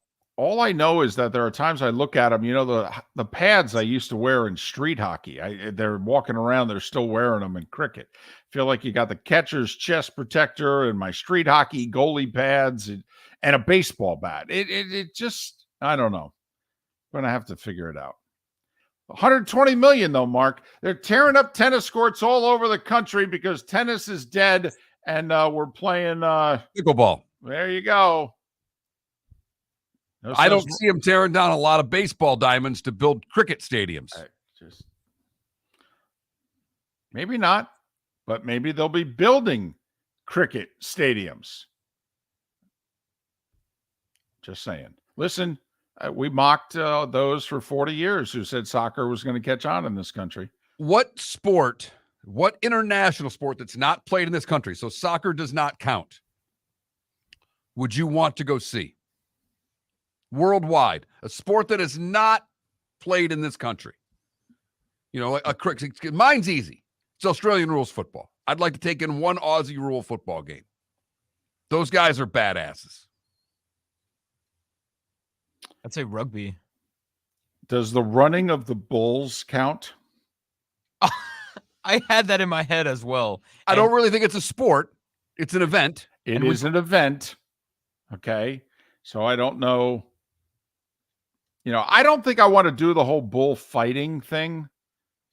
All right. You know, it's the same thing. A bull comes out, there's a guy and the thing. I don't want to see that, you know, but I have to admit, I am interested. A bunch of drunken yahoos on the street who decide they want to avoid a bull, a bunch of charging ones. That interests me. With what they do to the bulls, I would only want to go if I knew the bull was going to win. Well, usually on the streets there, somebody loses. That's true. At some point, somebody gets hit by a bull. So David Moulton wants to be sitting on a balcony, sipping cafe, watching people get chased by bulls. He wanted, for the longest time, Felipe, he wanted to run with the bulls. It has changed from now watching the running with the bulls. He just now wants to be a spectator. There was a time in which he wanted to run with the bulls. No, Felipe, I want to be like the TV anchor when the Globetrotters come to town and they pick one local TV anchor and he gets to play for the Generals for 2 minutes. They put him in the uniform. He gets 2 shots. And if you make one of the 2, you'll get a third. If you miss both shots, they foul you. You go to the line, you shoot your free throws, you get taken out of the game. And I had a chance to do it. They had worked it out in our first act where I was going to be that media member. I had shoulder surgery and couldn't play. Oh, no. They brought in the Washington Generals jersey for me, which I stole and still have. I may have to bring You have a Washington Generals jersey? I do. I may have to wear that to the show. Oh, my gosh, please. I've worn it before you were around, Felipe. That is incredible. I didn't even know that was a thing. Oh, yeah. Moulton did. Moulton played. I did at Hertz Arena. I was chosen one year. I was the guy. Yep. And it was all set for me to be the guy, and I had shoulder surgery scheduled. They did all this not knowing I was getting my shoulder operated on, and it was literally the week after my surgery, and I was going to be in a sling and couldn't play, and it really bummed me out. Now, what's sweeter, being that guy or catching a foul ball at a Bananas game? Did you see the center fielder for the Bananas last night? Yes. He caught a fly ball. Line drive right at him, and as he's about to reach up and catch the ball, he does a somersault and catches the ball mid-somersault. He didn't get any points for that either. A lot of style points, though, I will say. The banana foul ball would be pretty cool. Because for those of you who don't know in the audience, if you catch a foul ball as a fan, it counts as an out. Either team. For either team, yes. So... But yes, actually, technically, Felipe, what I would like to do is I would like to treat the running of the bulls as a Globetrotters game. Okay. I want to be in the arena. I want to stand along the wall at a spot where the bulls run by me in theory, leaving me alone. And then I'll go up to the balcony and sip whatever. We definitely have to mic you up for that. Wow. I could probably tell you the expletives I'm going to say right now. There'd be an O followed by a lot of beep, beep, beep, beep. Sound like a truck backing up. Exactly. So much. So just want everybody to know that no one on this show picked cricket. No, it's never interesting. Every time I've watched, segments of it, it has no interest. I don't understand it also. So that's why I like your Australian rules football one. I watched enough of it 40 years ago on ESPN to know what the rules are. I've got a pretty good grasp. If I might miss a few things, but David, I'm with you. I got a pretty good idea what's going on in that sport. I could be talked into rugby. Well, they play rugby here. Do they? Really? We sell tickets for rugby in this country? Yeah. Really? Huh. I mean, there's a rugby club in Naples that play. I mean, there's rugby all over the place in this country. Do they sell tickets? Yes. Huh. Okay. They beat the hell out of one another. Then they put a keg of beer in the middle and they both drink together after. That is exactly what they do. Yes. Yes. I just thought that was Saturday night amongst middle-aged guys, but okay. They call it a club. Good for them. But yeah, Felipe, I mean, if listen, the Globetrotters, they're still doing their thing. If you become a big deal over there at Hearst Broadcasting. But there's no generals anymore, isn't it? No, I know. They just play each other. But, they still want to work in a local media person. Why? That gets them more publicity before and after the event. You could be that guy. Two shots, Felipe. They ask you, too. Where do you want the shots on the floor? And there was a right side of the court, about 17 feet. I said, that's my spot. I went over 2. You might have to sign me. Okay, of course. Miller and Moulton. It's time for Dr. Roto's yearly house call. Tuesday, August 15th, 7 o'clock, Shoeless Joe's Sports Cafe in Fort Myers. The second annual Miller and Moulton Fantasy Football Summit, courtesy of the law firm of Michael F. Hornung. Dr. Roto will give you all the tips, secrets while answering your questions so you can win in fantasy football. Sign up at floridasportsnetwork.com. $50 gets you dinner, non-alcoholic drinks, and Dr. Roto. Seating is limited. Sign up at floridasportsnetwork.com today. The law firm of Michael F. Hornung has successfully represented the citizens of Southwest Florida for over 30 years. As a former prosecutor, the information I know is information you need to know. If you've been arrested for a DUI, a criminal matter, or involved in an auto accident, call the law firm of Michael F. Hornung. I'm a local attorney with local knowledge to assist you through the process. For a free consultation, call 239-437-0095. That's 239-437-0095. Offices in Fort Myers. Visit Jason and Todd at the Diamond District. 20 years ago, Jason and I had the idea for a jewelry store like no other. A vast selection of certified diamonds, priced 8 to 12% over cost. A team of individuals who are educated, driven, and believe in cultivating relationships. Today, we have become one of the largest independent jewelry stores in the country. Todd and I love what we do and are in the store nearly every day, along with our GIA gemologists, master jewelers, custom designers, and non-commissioned diamond consultants, all of which we consider family. As direct diamond importers, we travel the world, forging relationships and sourcing diamonds. What we love most about our business is that we can call Southwest Florida our home. If selection, value, and comfort are important to you, give the Diamond District an opportunity. You won't find a better diamond buying experience. Todd and I look forward to shaking your hand and welcoming you to our Diamond District family. At the Diamond District. You were listening to Miller and Moulton on the Florida Sports Network.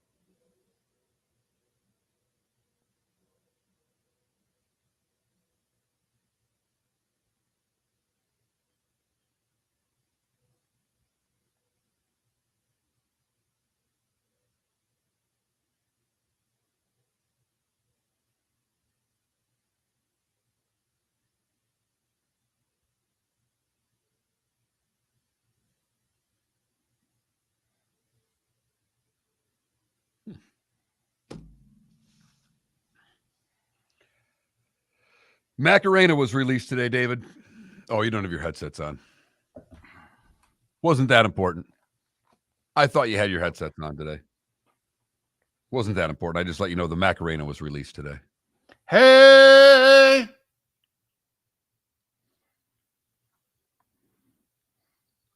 Whoever said that our Twitter handles, thank you. I'll fix that after the show. I don't know why. I know they were listed correctly, but I ran into the same problem, so thank you. What happened? Huh? Don't worry about it. Something I've got to fix on our Twitch page. Oh, okay. You want to fix it? No, I'm good. Looks fine to me.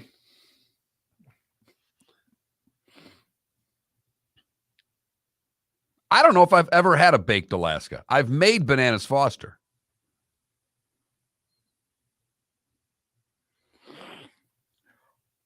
No, I couldn't, Logic Man. I know it's something this, and this, and then you shake something.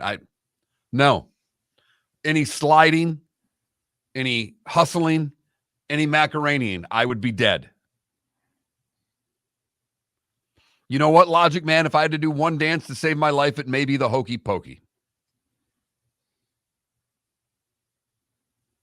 By the way, it's Brees Hall. Yeah. Yeah.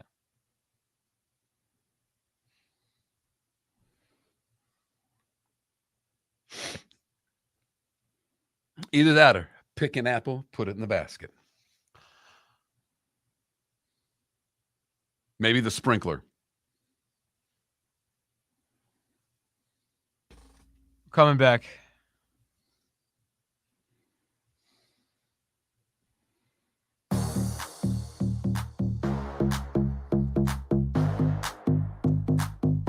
Welcome to the bonus hour, brought to you by Jason and Todd at the Diamond District. And now, here's Mark Miller and David Moulton. The home stretch of the Diamond District bonus hour. Thanks so much for being with us. Hope your week got off to a good start yesterday. Phil Steele on the show tomorrow, 8 a.m., 2 segments, previewing the college football season. Seth Everett as well tomorrow. Tonight, 7 o'clock, Shula Show Sports Cafe. Dinner, Dr. Roto, our Fantasy Football Summit. You've got till noon, 12:30 to sign up, floridasportsnetwork.com. Hope to see you there. Boy, you are lucky you're not here right now. Why? Since Felipe has started going with the club music at the end of the show, he's on his feet, spinning a flashlight, dancing around the control room. He's pretending he's a DJ? He's in the club right now. I just did the bottle service, wiggle the flashlight out of the way, put the water bottle down.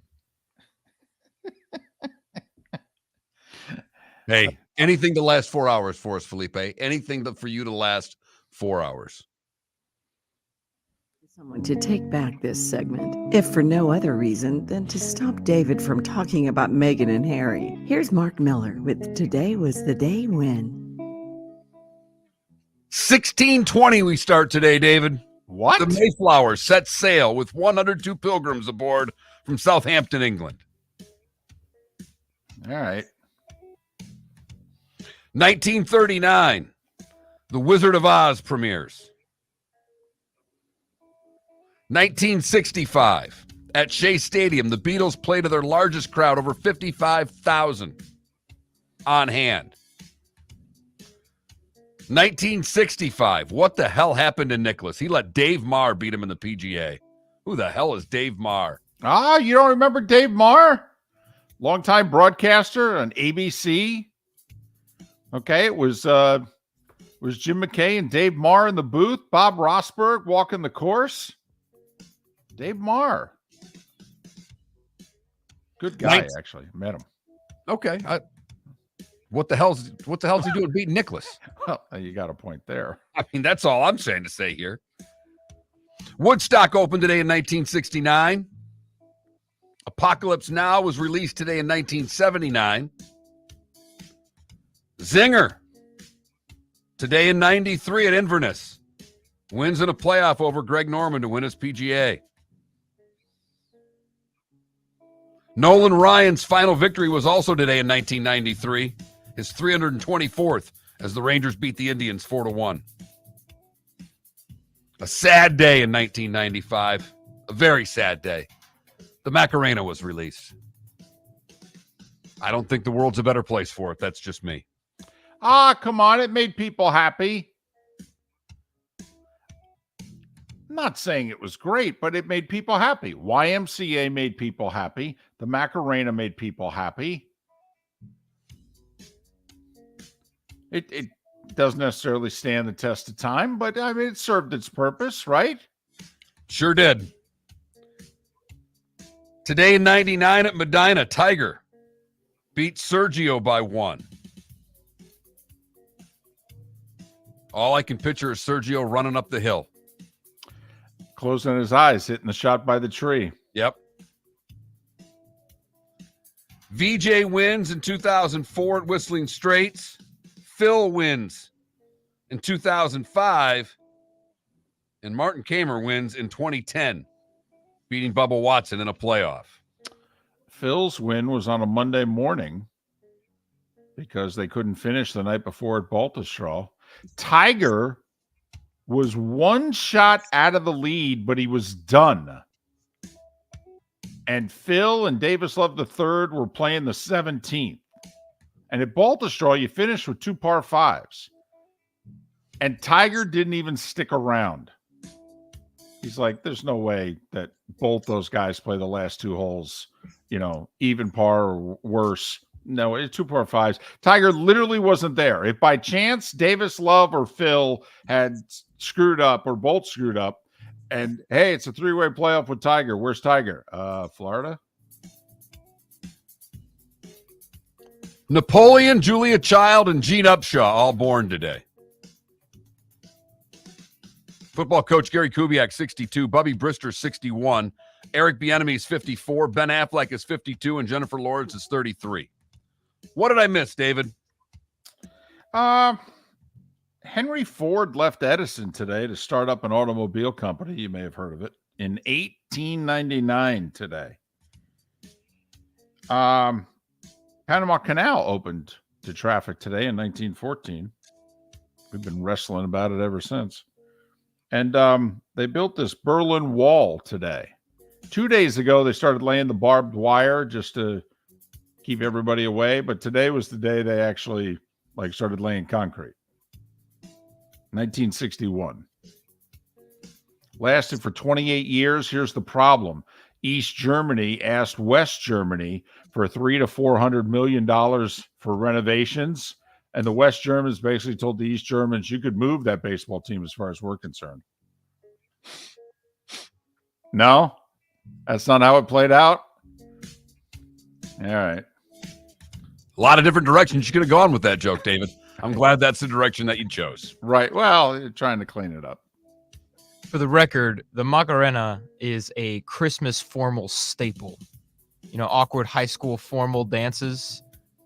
Play the Macarena, get everyone on their feet, just making everything so much more awkward.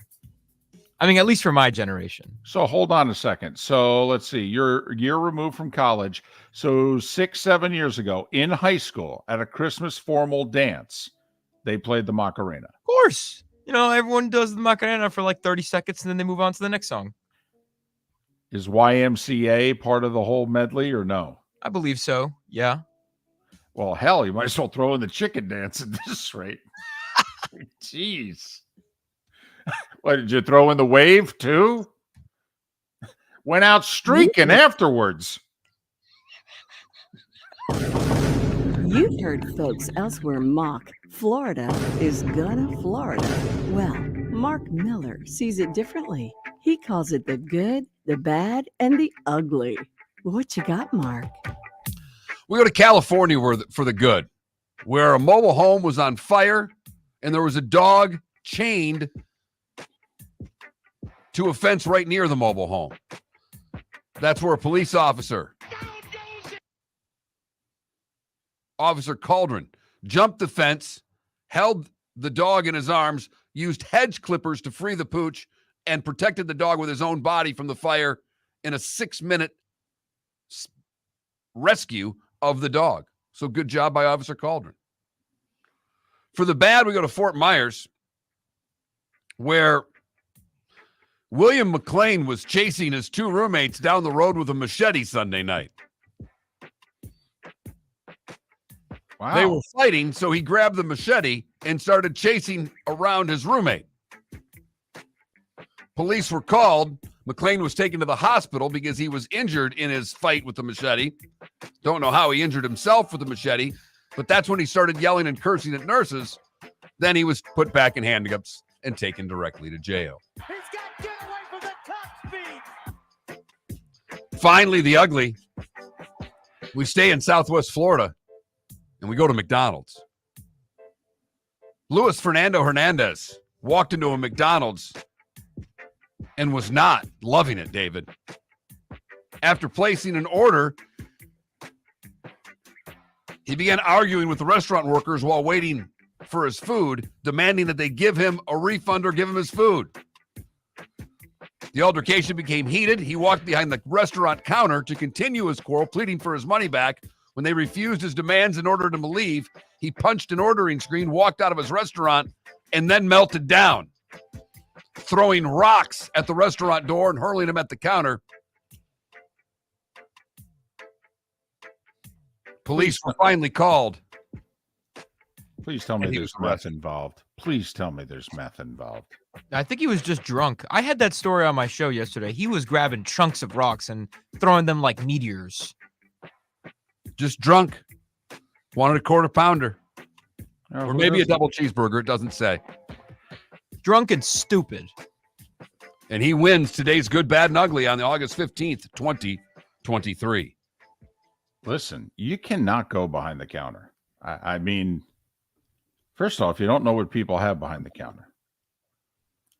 But secondly, I mean, honestly, if somebody ever came behind the counter at a place that I worked, I'd fight them to the death. Oh yeah, that's a line that you can't uncross. I got to be really honest with you right now. If I'm working at a fast food restaurant for slightly above minimum wage, right? Someone's making a scene and walks behind the counter, I'm going to leave. I don't give a damn. Take what you want. You want a small fry? You want an apple pie? Knock yourself out. But I'm not fighting to the death while I'm making $10.12 an hour over some imbecile that wants to attack me and the McDonald's. Have it. It's yours. Have it your way. Go to Burger King for all I care. That was well done there. Working slogans into that rant and everything. That's the difference between Miller and Moulton right there. I would fade my space. Leave me alone. I told you it's not ready yet. We're working on it. Come behind the counter. Like that's going to make us cook your burger faster.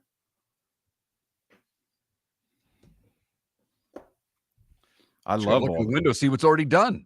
I love all the scenes that are like airing nowadays when people like get bent out of shape and they start yelling and they go behind the counter and people behind the counters are just like, did you see the one McDonald's the other day? They threw a blender at a customer. Customer like threw something at him. They grabbed the blender and hit him with it in the head. I'm like, yeah. I just saw the 7-Eleven takedown of the guy trying to steal the smokes. Bad move by the guy trying to steal the smokes. Oh man, they senselessly beated his. Yes. You know what? Well, Mark, I mean, this just all goes back to me working for Domino's. Remember the two guys tried to rob me, take the pizza? Here. Absolutely not. No way. Felipe, I chased this one guy through like 3 backyards. We were hopping fences. I tackled him, said to the people, I'll sit on him. You call the police. I sat on the guy till the police arrived. Over a pizza. Over a pizza. And they tried to rob me. I took it personally. Domino's, you said? Yeah. Yes. Domino's. You hearing this, Domino's? It's worthy of a sponsorship right there. I will say, it's one thing to come back late at Domino's. The manager looks at you bad enough. It's another thing to come back muddy. He's like, what the heck? Guy tried to rob me. You okay? To hell with that. Got the guy arrested. Did you deliver the pizza on time? No.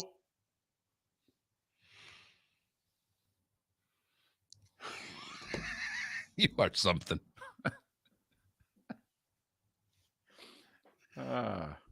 You've changed. That's Thank why he goodness. wants to run with the Bulls. Yep, that's the part of me. He might do it with a pizza box in his hand, too. Don't kid yourself. Astros and Marlins at 6:40.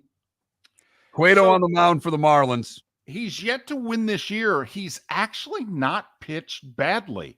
He's only given up one base runner per innings pitched. His whip is 1. 20 hits, 7 walks in 27 innings, yet his ERA is over 5. He actually has not pitched badly. Thing is, they've won 3 in a row. Astros have lost 2 in a row. It just feels like it's a night for Houston to win. And Houston's only minus 125, which is pretty decent odds for the Astros with the pitching matchup the way it is. And odds are dead even in San Francisco. Rays and Giants. So everybody's playing tonight. It's a Tuesday. You got 15 games that are out there. Phillies in Toronto, rematch of the 93 World Series, but also 2 teams fighting for the playoffs. Blue Jays 2 up for the final playoff spot in the American League. So Battle of Chicago, north side, south side. Cubs a game back of the Marlins. And otherwise, you got to head out west. You know, the Rays, San Francisco, Brewers, Dodgers. That could be a playoff series. That's the 2 and the 3 seed right now in the National League. And, will the Padres ever win another game? San Diego's minus 140 tonight. How could you not bet on the Orioles getting odds right now? Jack Flaherty on the hill for Baltimore. I think I'm betting the Orioles tonight. Speaking of tonight, got another couple hours. Got few remaining spots, not many. Fantasy Football Summit, Shula Show Sports Cafe. FloridaSportsNetwork.com is how you sign up. Dinner and Dr. Roto tonight. Starts at 7 o'clock. You can get there as early as like 6:15-ish. Start ordering your food. And start figuring out your way to win your league with Dr. Roto. It's the best advice you'll get for fantasy football. You've still got a little time to sign up. FloridaSportsNetwork.com. Miller and Moulton. We'll do it all over again tomorrow morning at 6 a.m. It's time for Dr. Roto's yearly house call. Tuesday, August 15th, 7 o'clock.